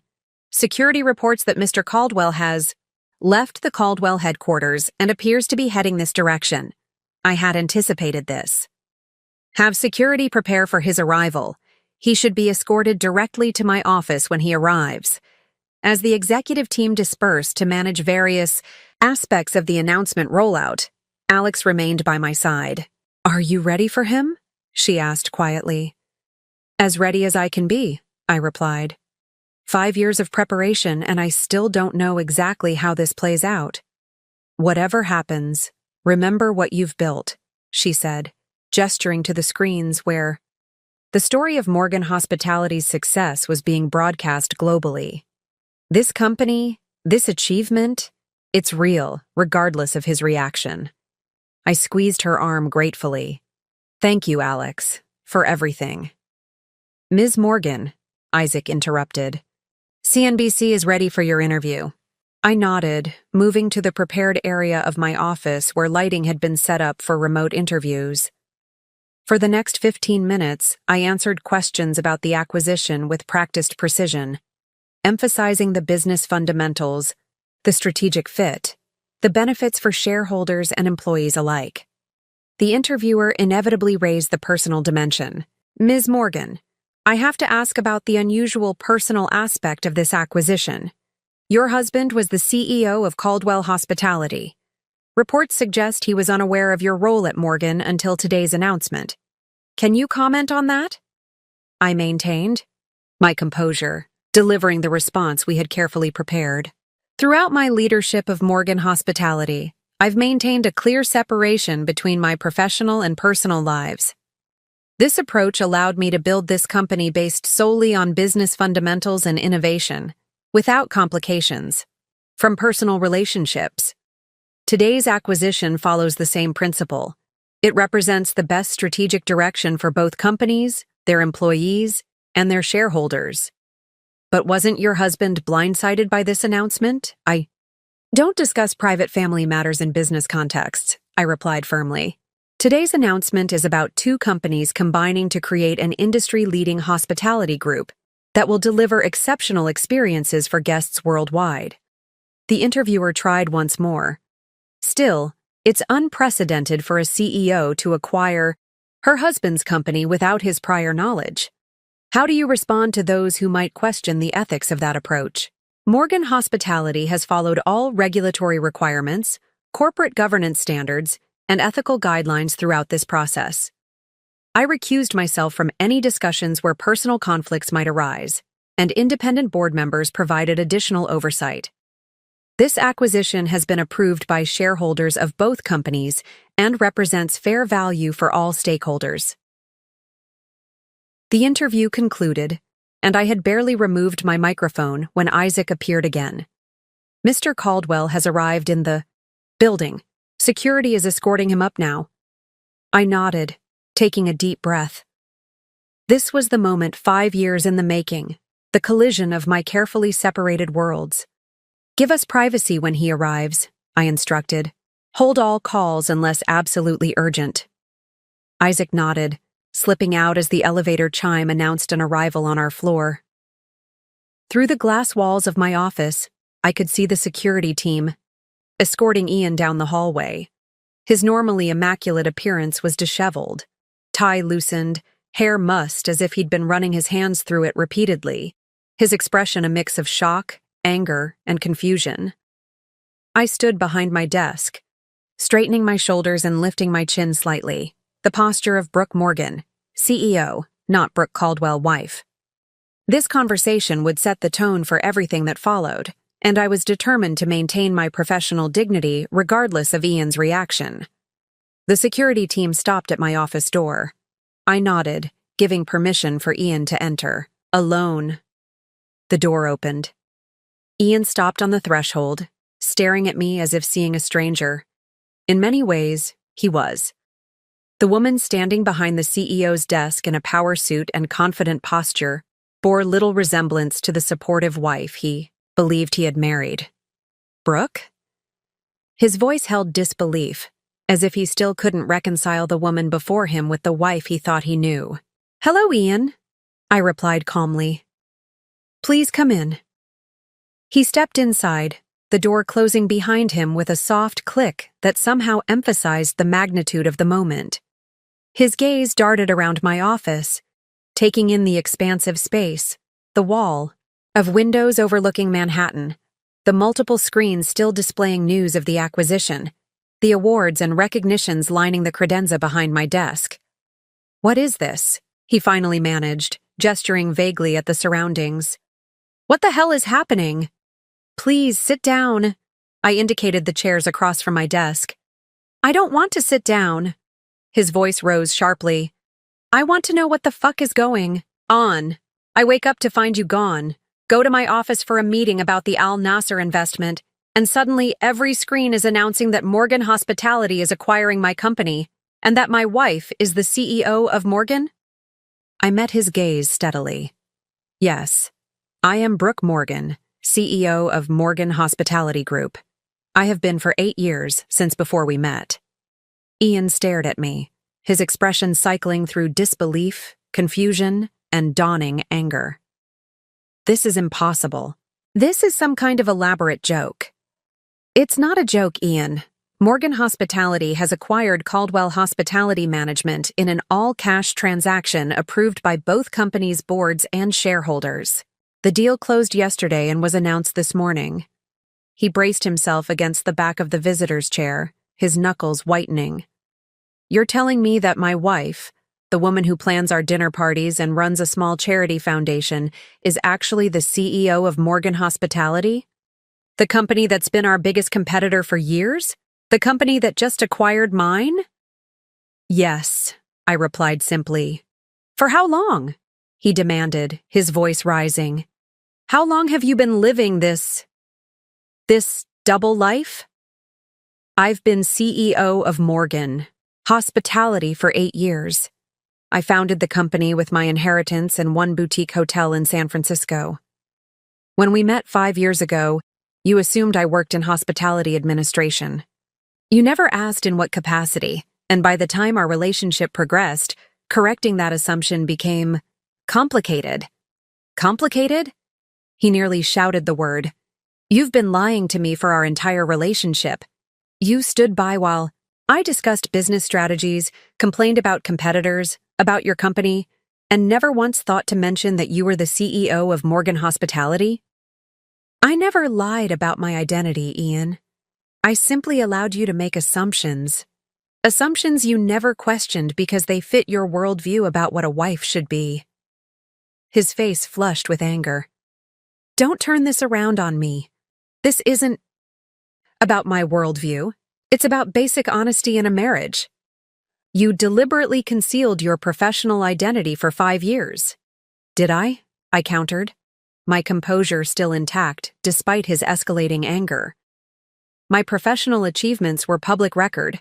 Morgan Hospitality's CEO was named in every press release, every annual report, every industry recognition. The information was available to anyone who cared to look. But you knew I didn't know, he shot back. You maintained this elaborate charade, the foundation office, the charity events, the separate schedules, deliberately keeping me in the dark. Yes, I acknowledged. I did, and at first, it wasn't intentional.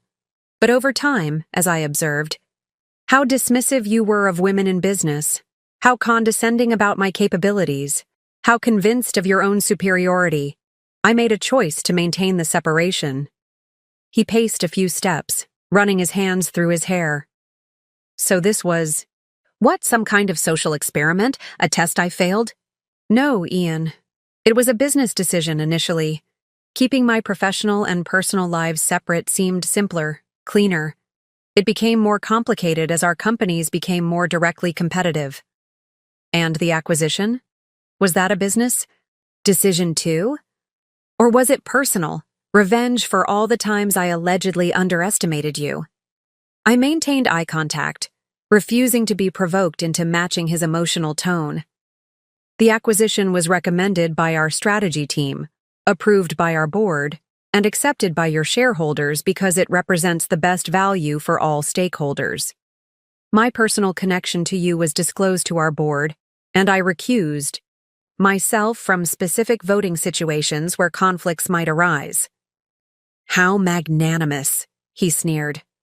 Following proper corporate governance while destroying my company and humiliating me professionally. The company was already struggling, Ian. Caldwell Hospitality has posted declining revenues for 6 consecutive quarters. Your traditional model isn't connecting with today's luxury travelers. The acquisition actually saves jobs and properties that might otherwise have been lost. And you couldn't have discussed this with me? Given me some warning, some chance to prepare? Instead, I had to learn about it on CNN along with everyone else in the industry? I sighed, acknowledging the personal cost of the business decision. I considered telling you privately, but each time I imagined that conversation, I couldn't see a path where it ended productively. Your reaction now confirms that assessment. My Reaction? He laughed incredulously. What did you expect? Gratitude that my wife secretly orchestrated a hostile takeover of my company? It wasn't hostile, Ian. Your board and shareholders approved the deal because it offered premium value above market price. And as for what I expected, I paused, choosing my words carefully. I wasn't sure. Perhaps shock, certainly. Anger, probably. But maybe eventually, a recognition that I built something significant. The very thing you claimed last night that women lack the capability to create in this industry. The reminder of his words from the previous evening's dinner struck home. I could see the memory flash across his face, his confident assertions about women in hospitality, his dismissive comments about Morgan's leadership, his patronizing remarks about my capabilities, all delivered in front of executives who knew the truth. Last night, he said slowly, realization dawning. They all knew, didn't they? Reed, Suzanne, Alex. They all knew you were their boss, not just my wife. Yes, I confirmed. They knew. So I was the entertainment, the joke, the clueless husband proclaiming his business expertise to his wife's employees. No one was laughing at you, Ian. They were uncomfortable with the situation. Several of them suggested I should tell you sooner. Then why didn't you? He demanded, the hurt now visible beneath the anger. 5 years, Brooke. 5 years of deception. Moved from behind my desk, reducing the physical barrier between us. The longer it continued, the harder it became to end. At first, it was just a withheld detail. Then it became a pattern of omission. Eventually, it was a full-fledged secret identity. Each passing day made revelation more difficult, not less. That's not an answer, he pressed. Why maintain the charade for so long? What did you gain from it? I considered the question carefully, owing him honesty now, if nothing else. Perspective, I said finally. I gained perspective that few women in my position could ever access. I saw firsthand how differently I was treated when perceived as just a housewife versus a CEO. I experienced the casual dismissal of my intelligence, the assumptions about my capabilities, the condescension masked as affection. So I was your case study in sexism? Your living research project? His voice was bitter. No, Ian. You were my husband. A husband who believed he knew me while fundamentally misunderstanding who I was. A husband who claimed to value me while consistently underestimating me. A husband who declared me perfect precisely because I appeared to have no ambitions that might compete with his. He flinched at the accuracy of the assessment. And now? What happens now? A soft knock interrupted us. Isaac's voice came through the intercom. Ms. Morgan, Bloomberg is ready for your interview in 5 minutes. Thank you, Isaac. I'll be right there. I turned back to Ian. I have media commitments for the next several hours. This is a significant business announcement that requires my attention regardless of our personal situation. Of course, he said, his tone suddenly flat. Business first. Isn't that what you've always prioritized? The accusation stung, but I didn't allow it to show. I've prioritized building something meaningful, something significant, just as you have, Ian. The difference is that I've had to do it while maintaining a separate identity to accommodate your expectations of what a wife should be. My expectations? He laughed bitterly. What about basic expectations of honesty in a marriage? Or does your achievement exempt you from that obligation? No, I acknowledged. It doesn't. And we can discuss this at length later. But right now, I have responsibilities to our employees, shareholders, and partners that can't wait. Our employees? He seized on the phrasing. They're your employees now, aren't they? Just like I'm effectively your employee, if I even still have a position. Your role at Caldwell will transition as outlined in the acquisition documents, I said, deliberately maintaining professional language. As with all executives, there will be evaluations to determine optimal positioning within the integrated organization. Perfect corporate speak, he sneered. Very CEO-like. Much more authentic than the supportive wife act you've been performing. The comment cut deeper than I wanted to admit. Had my role as his wife been merely a performance? No. There had been genuine connection, real affection, authentic moments. The deception had been about my professional identity, not my feelings. Ian. I softened my tone slightly. I understand this is shocking and painful. I'm not dismissing that. But right now, there are thousands of employees waiting to hear what this acquisition means for their jobs, their futures. I need to address that responsibility. Always the responsible one, he said, his anger seemingly deflating into something closer to resignation. Fine, go be the CEO. We both know that's who you really are anyway. As he turned to leave, I called after him. Ian, we should talk tonight, properly, without the initial shock clouding everything. He paused at the door, not turning around. I don't know if there's anything left to say, Brooke, or even who I'd be saying it to, my wife or the CEO who acquired my company. The door closed behind him with a decisive click, leaving me alone in my office with the weight of 5 years of dual identity finally lifting, but bringing new complications in its wake. Isaac appeared moments later. Bloomberg is ready for you, Ms. Morgan. I nodded, straightening my blazer and smoothing my expression. Whatever personal turmoil was unfolding, I had professional responsibilities that couldn't wait. The very qualities that had made me successful. As a CEO, focus, composure under pressure, the ability to compartmentalize, would now serve me in navigating the aftermath of my worlds colliding. I'm ready, I said, moving toward the interview setup. For the next 3 hours, I moved through media appearances with practiced precision, explaining the business rationale for the acquisition, outlining integration plans, addressing concerns about job security and brand positioning. The personal dimension was inevitably raised in every interview, but I maintained consistent messaging. This was a business decision based on market fundamentals. My personal connection to Ian Caldwell had been properly disclosed and managed through appropriate governance protocols. By early afternoon, the financial markets had rendered their initial verdict on the acquisition.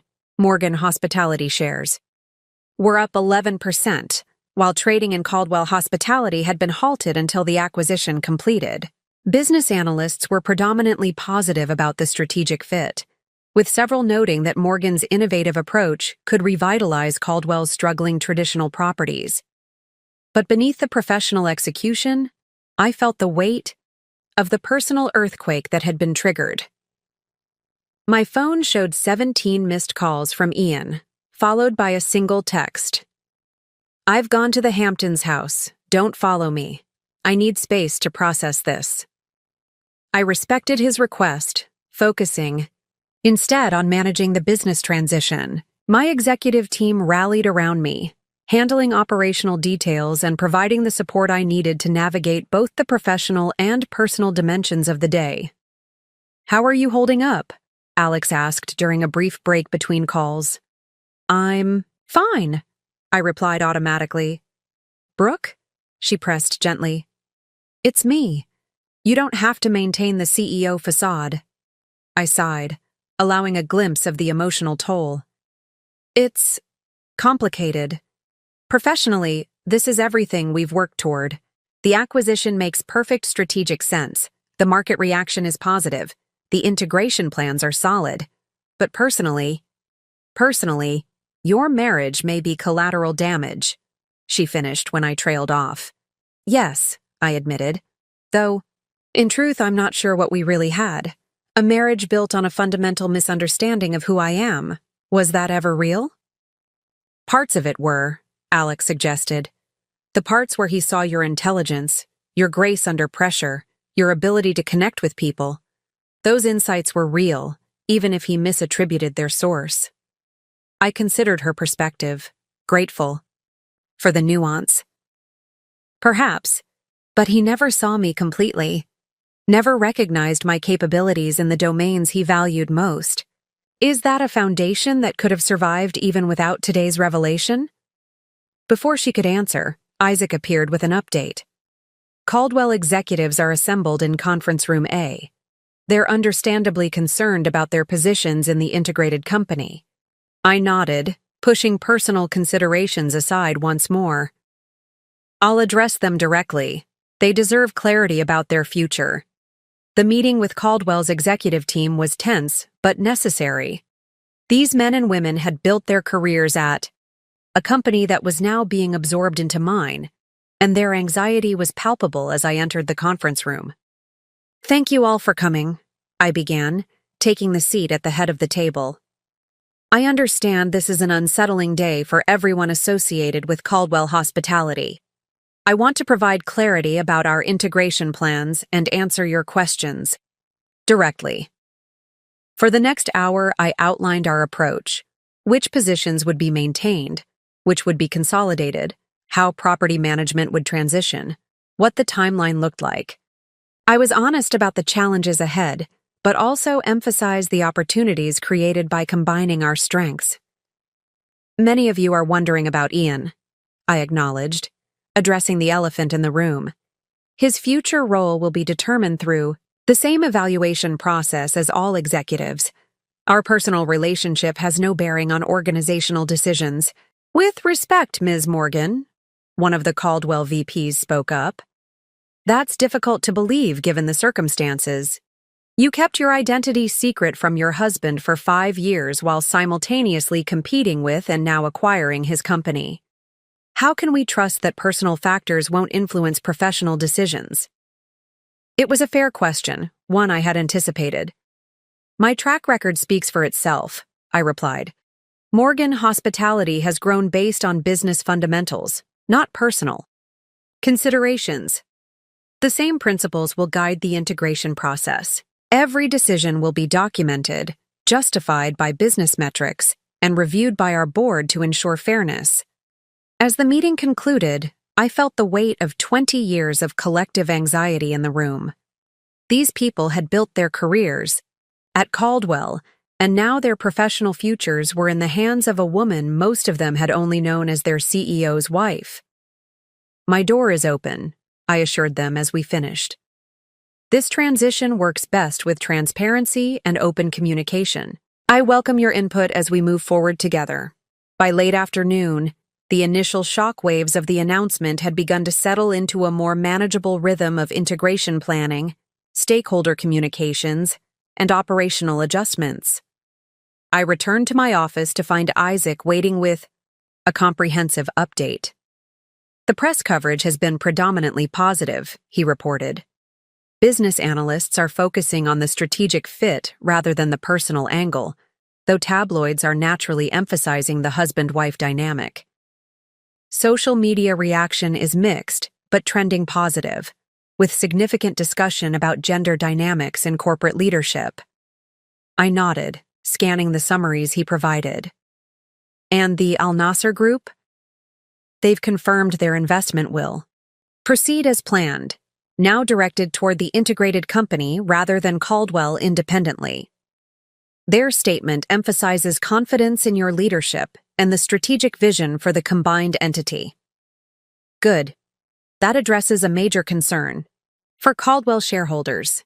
I glanced at my watch, nearly 6:01 p.m. The day had passed in a blur of professional obligations, with the personal dimensions pushed aside by necessity. "Any word from Ian?" "Nothing official," Isaac replied carefully.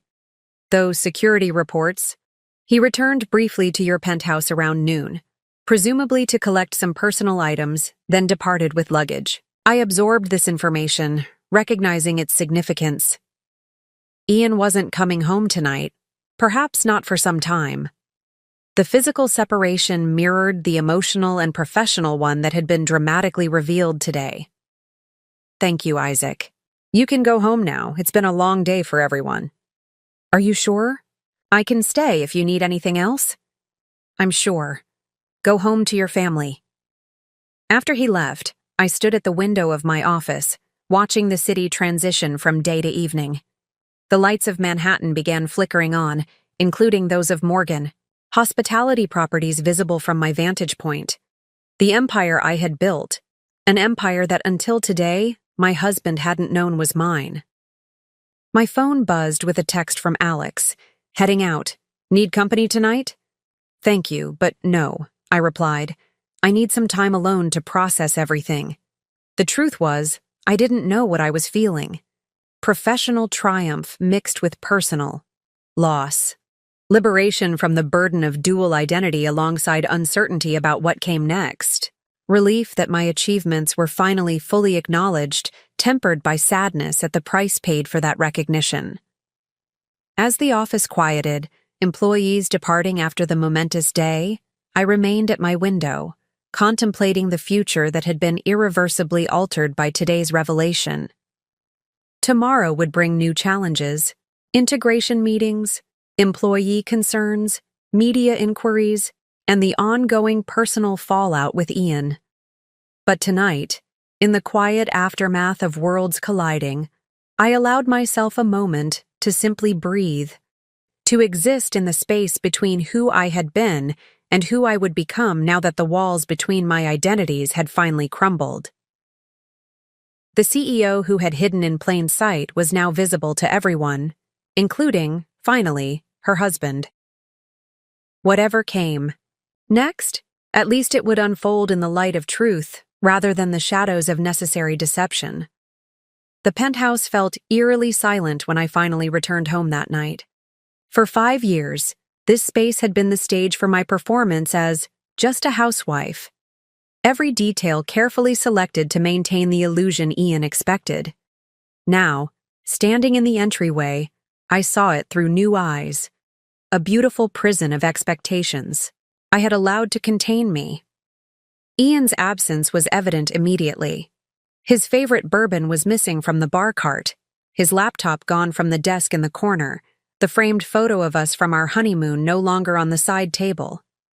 He had gathered the essentials for an extended absence. I moved through the rooms, shedding my CEO persona with each step, kicking off the heels that had carried me through a day of presentations and interviews, unpinning my hair from its severe style, removing the power suit that armor-plated me against the business world's scrutiny. In the master bathroom, I washed away the makeup that had been applied for authority rather than enhancement, watching as the mask of Brooke Morgan, CEO, literally dissolved down the drain. Standing in my robe, face bare, hair loose around my shoulders, I caught my reflection in the mirror and paused. Who was I now? For 5 years, I had maintained discrete identities, the supportive wife at home, the commanding CEO at work. With those boundaries shattered, what remained? Who was the real Brooke underneath the carefully constructed personas? My phone buzzed. On the counter, another media request, another interview asking about the shocking personal dimension of the acquisition. I ignored it, turning instead to the window where Manhattan's skyline glittered against the night sky. Somewhere out there, Ian was processing the revelation that his wife wasn't who he thought she was, or perhaps more accurately, was far more than he had allowed himself to see. I poured myself a glass of wine and settled onto the terrace, feeling the cool evening air against my skin. The day's events played through my mind in fragments. Ian's face when he first entered my office, the expressions of the Caldwell executives as I outlined integration plans, the carefully worded media responses I had delivered again and again. Beneath, the professional execution had been an emotional earthquake, its aftershocks still rippling through me, liberation mingled with loss, triumph with sadness, relief with uncertainty. The weight of dual identity had been lifted, but in its place came the burden of reconciliation, or perhaps separation. My phone buzzed again. This time I checked it. A text from Reed Wilson. Remarkable performance today. The team is impressed with your grace under pressure. Let me know if you need anything. I appreciated his support, but didn't respond. What I needed tonight couldn't be provided by colleagues, no matter how well-intentioned. I needed space to process the transformation that had occurred, not just professionally, but personally. For years, I had justified my deception as necessary, as a response to Ian's limitations. But sitting alone in the penthouse that had been the stage for my performance, I confronted more uncomfortable truths. Had I enabled Ian's diminishment of me by playing along? Had I, in maintaining the charade, been complicit in perpetuating the very stereotypes I claimed to reject? Had I denied him the opportunity to grow by never challenging his assumptions directly? These questions had no simple answers. The path to my current situation had been built from countless small decisions, each seemingly reasonable in isolation, but collectively creating an unsustainable contradiction. My phone rang, Alex calling to check on me. I let it go to voicemail, not ready to engage even with my closest confidant. Tonight was for reflection, for sitting with the complexity of what had happened and what might come next. Around midnight, exhaustion finally overcame contemplation. I moved to the bedroom, our bedroom, feeling the absence of Ian's presence acutely. For all the complications of our marriage, for all his limitations in seeing me completely, there had been comfort in the physical routine of sharing space. Now that comfort was gone, replaced by an emptiness that mirrored the emotional void opened by today's revelation. Sleep came fitfully, interrupted by dreams of boardrooms transforming into dining rooms, of signing acquisition documents that morphed into divorce papers, of Ian's face cycling between anger, hurt, and something that might have been respect if given the chance to develop. I woke before dawn, a habit formed from years of early meetings and international calls. For a moment, in the liminal space between sleep and full consciousness, I reached for Ian before remembering he wasn't there. Might never be there again in the same way. The realization propelled me from bed. Whatever emotional processing remained, to be done, I still had a company to run, an acquisition to implement, employees depending on me for leadership. The personal dimensions would have to be addressed in the margins of those responsibilities. I showered and dressed deliberately, selecting an outfit that balanced the authority needed for day 2 of acquisition announcements with subtle feminine elements I'd often downplayed in my CEO role. Today, I would begin integrating my own identities even as we integrated 2 companies. As I prepared to leave for the office, I noticed an envelope on the entryway table that hadn't been there the night before. My name was written in Ian's distinctive handwriting. Apparently, he had returned while I was asleep.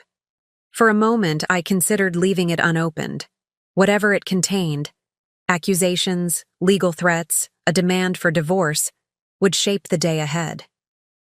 But uncertainty was more destabilizing than even painful knowledge. I opened the envelope and unfolded a single page. Brooke, I'm still processing the events of yesterday. The revelation of your professional identity, the acquisition of my company, the understanding that our entire marriage has existed on a foundation of omission, if not outright deception. I've gone to the Hamptons to think. I need space and time to separate my professional humiliation from our personal relationship, if such separation is even possible now. What hurts most isn't losing my company. It's realizing that you never trusted me enough to show me who you really are. That for 5 years, you watched me build strategies to compete with your company without ever saying a word. That you sat through countless dinners where I dismissed the very capabilities you were exercising every day. I keep asking myself why. Why maintain the charade for so long? Was it just to prove I was as dismissive as you believed? Was it a deliberate strategy to gain competitive advantage? Or was it simpler? Did you just enjoy the power of knowing something I didn't? I don't know if our marriage can survive this level of deception, but before making any decisions, I need to understand why. Not the corporate explanation you gave the media, but the real reason you chose to be just a housewife to a man who, it turns out, was actually your business subordinate all along. When you're ready to have that conversation, the real conversation, not the CEO version, you know where to find me. Ian I folded the letter carefully and returned it to the envelope. His questions were fair, his hurt understandable. But his framing revealed that he still didn't fully grasp the dynamics that had created our situation. His automatic assumption that I had been just a housewife to him, rather than recognizing that he had imposed that limitation on a woman who was always much more. Still, beneath the lingering blindness to his own role, I saw something that surprised me, a willingness to understand, to process rather than simply react. He hadn't immediately filed for divorce or launched a public counter-narrative. He was, in his own way, seeking comprehension before conclusion. Tucked the letter into my bag and headed for the elevator. The conversations Ian wanted would come, but first, I had responsibilities to the thousands of employees now looking to me for direction in the wake of yesterday's announcement. The office was already buzzing when I arrived, the energy different, from the previous morning's controlled anticipation. Now there was the organized chaos of implementation. Integration teams meeting in glass-walled conference rooms, communications staff managing the ongoing media narrative, HR representatives, preparing to address employee concerns across both organizations.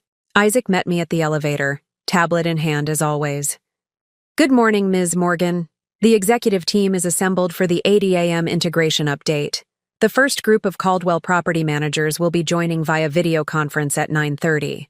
Legal has prepared responses to 3 shareholder inquiries about the acquisition process, and..."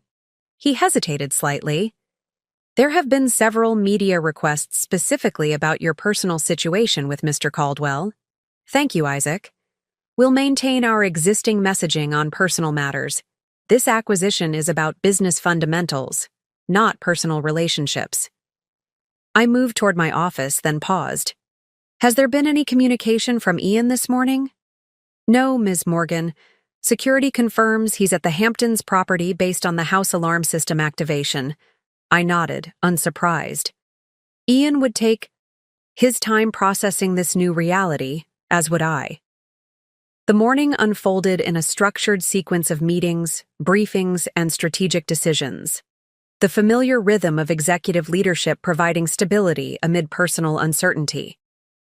By lunchtime, we had addressed the most pressing integration concerns, reassured anxious employees about job security, and navigated several challenging media inquiries. I was reviewing property transition plans when Alex appeared in my doorway. "Got a minute?" "Of course," I gestured to the visitor's chair. "Integration proceeding as expected?" "Operationally, yes," she confirmed, closing the door behind her. "But there's another dimension we need to discuss." I raised an eyebrow, waiting. The Caldwell executive team, particularly the senior VPs, are struggling with the personal dynamics. They've worked closely with Ian for years. Many consider him a mentor and friend. Now they're reporting to his wife, who they previously knew only as a social acquaintance. "I anticipated some adjustment difficulties," I acknowledged. "What specifically are you hearing?" "Confusion, primarily. Concerns about where their loyalties should lie. Questions about whether working effectively with you implies betraying Ian. It's creating hesitation in decision-making, especially around integration steps that will significantly alter Caldwell's operating model. I considered this challenge, understanding its complexity. Arrange a private lunch with the 5 most senior Caldwell executives. No formal agenda, no presentations, just conversation." Alex nodded. "Already scheduled for tomorrow, but there's another dimension we should address." "Ian?" I surmised. "Yes. Whatever personal resolution you reach or don't reach, we need clarity on his professional role going forward. The organization can't function effectively with that question unanswered." She was right, of course. Despite my insistence on separating personal and professional matters, the two were inextricably linked in this unique situation. Ian was both my husband and a significant figure in the company we had just acquired. His future role, or absence, would impact everything from executive dynamics to brand positioning. I'll speak with him this weekend, I decided. Until then, we maintain the position that all executive roles are being evaluated as part of the integration process, including his. Alex nodded, then hesitated. Brooke, how are you really? Not as CEO, but as a person whose life just underwent a seismic shift? The question caught me off guard. I'd been so focused on managing the professional dimensions that I'd pushed the personal aspects aside. I'm processing, like everyone else. Did he reach out? I nodded. A letter. He's at the Hamptons house thinking things through. Wants to understand why I maintained the deception for so long. And do you know the answer to that question? I sighed, allowing some of my carefully maintained composure to slip in the presence of my oldest friend. The easy answer is that it started small and grew until revelation seemed impossible. But the truth is more complicated. Usually is, Alex observed. Want to talk about it? Not yet, I admitted. I need to understand it myself before I can explain it to anyone else, including Ian. She accepted this with a nod. When you're ready, day or night, I'm here. After she left, I returned to the operational tasks before me. But Ian's question echoed beneath each decision, each conversation. Why? Why maintain the charade for so long? The professional answers were clear. Avoiding conflicts of interest, maintaining separation between competing companies, preventing complications in business relationships. But the personal ones remained murky, tangled in complex emotions and patterns established over years. By late afternoon, the immediate crisis management phase of the acquisition was transitioning into more structured implementation. I found myself, with a rare quiet moment, staring out my office window at the Manhattan skyline, the same view I'd contemplated the previous night from the penthouse. My phone buzzed with a text from Reed Wilson. Interesting development. Ian just requested a meeting with the Pinnacle executive team tomorrow morning. I frowned, surprised by this move. The Pinnacle executives now reported to me through the acquisition structure. What was Ian hoping to accomplish by meeting with them independently? Did they agree? I texted back. Yes, out of respect for his position, but they wanted you to know. Thank you for the transparency. Let me know what transpires. I set down the phone, considering the implications. This was Ian's first professional move since the acquisition announcement. Not withdrawal, not capitulation, but engagement with key stakeholders. Whether it represented acceptance, resistance, or something else entirely remained to be seen. My executive assistant appeared at the door. Ms. Morgan, the Wall Street Journal is requesting final comment for their feature on the acquisition. They're specifically asking about succession planning for leadership of the combined entity. Tell them leadership structure will be announced following the completion of our integration assessment, with a focus on positioning the most qualified executives to drive our combined growth strategy.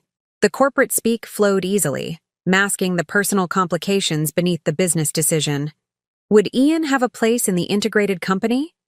Could he accept a position reporting to me, directly or indirectly? Could I effectively lead an organization with my husband in a senior role, given our unresolved personal situation? These questions had no immediate answers. Like so much about the current situation, they would unfold in the coming days and weeks, as both the professional integration and personal reckoning progressed. As evening approached, I made a decision. Instead of returning to the empty penthouse, I would go to our Hamptons house and begin the conversation Ian had requested. The organizational questions couldn't be fully resolved until the personal ones were at least addressed, and another night of separate processing wouldn't bring us closer to resolution. I called my driver and instructed Isaac to clear my Saturday morning calendar. Whatever came from the conversation with Ian, I would need space to process it before returning to professional obligations.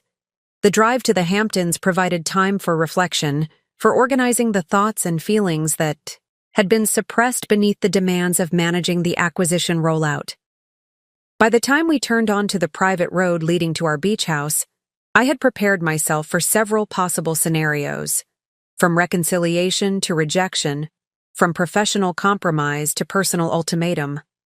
What I wasn't prepared for was the sight that greeted me as we approached the house. Ian sitting on the deck overlooking the ocean, reading what appeared to be one of my company's annual reports.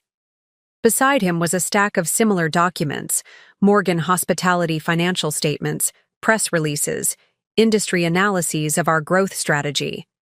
He was studying my professional accomplishments with the same intensity he brought to his own business. Challenges, making an effort to understand the company I had built while he wasn't looking. It was a small gesture, perhaps, but a meaningful one. An acknowledgement that there was substance behind the revelation, achievements worthy of serious consideration. As my car crunched on the gravel driveway, he looked up. Our eyes met across the distance, both of us recognizing that whatever happened next would determine not just our personal future, but the professional integration of two companies and the thousands of employees depending on our ability to navigate this unprecedented situation. The real conversations and the real work of reconciliation or separation were about to begin. I instructed my driver to return in the morning and approach the house alone. Ian remained seated, watching my advance with an expression I couldn't quite read. Not the anger from our office confrontation, but something more complex, more measured. I didn't expect you tonight, he said as I reached the deck. Some conversations. Shouldn't wait, I replied, taking the seat across from him. Between us lay the spread of Morgan Hospitality documents, 8 years of my professional life carefully documented in annual reports, press releases, and industry analyses. He gestured to the materials. I've been educating myself about my wife. Turns out she's quite accomplished. And what have you learned? That Morgan Hospitality's sustainable luxury model has consistently outperformed traditional approaches for the past 5 years. That their CEO has been recognized for innovation 3 times by Hospitality Global. That their employee retention rate is 40% above industry average. He met my gaze directly. That I've been competing with and losing to my wife for years without knowing it. The setting sun cast long shadows across the deck as we sat in silence for a moment, the weight of 5 years of separate lives hanging between us. Why, Brooke? He finally asked, his voice stripped of the anger from yesterday, leaving only genuine confusion. Why maintain the deception for so long? It was the question I'd been asking myself since the revelation. The professional answers were clear, but the personal truth had remained elusive until this moment, sitting across from the man who had consistently failed to see me. Because you never looked, I said simply. From the day we met, you decided who I was based on your assumptions about women's capabilities. And the longer it continued, the more I realized that no achievement of mine would ever be enough to change how you saw me, or women in general. That's not fair, he protested. But weakly, isn't it? Last night you mocked the very innovations that have made my company successful. You dismissed the leadership capabilities of a woman you'd never met, who happened to be your wife. He flinched at the reminder. I said things I regret. But you meant them, Ian. That's the point. Those weren't slips of the tongue. They were your genuine beliefs about women in business, about what a wife should be. He was silent for a long moment, looking out at the ocean. So where does that leave us? Professionally and personally? I followed his gaze to the horizon, where the sun was setting in a blaze of orange and pink. That depends on whether you can accept who I actually am, not who you thought I was or wanted me to be. And if I can, then maybe we build something new. Not based on expectations or assumptions, but on reality, all of it, messy and complicated as it may be. As darkness settled over the beach house, we began the real conversation. Not as CEO and acquired executive, not as wife and husband with prescribed roles, but as two people seeing each other clearly for perhaps the first time.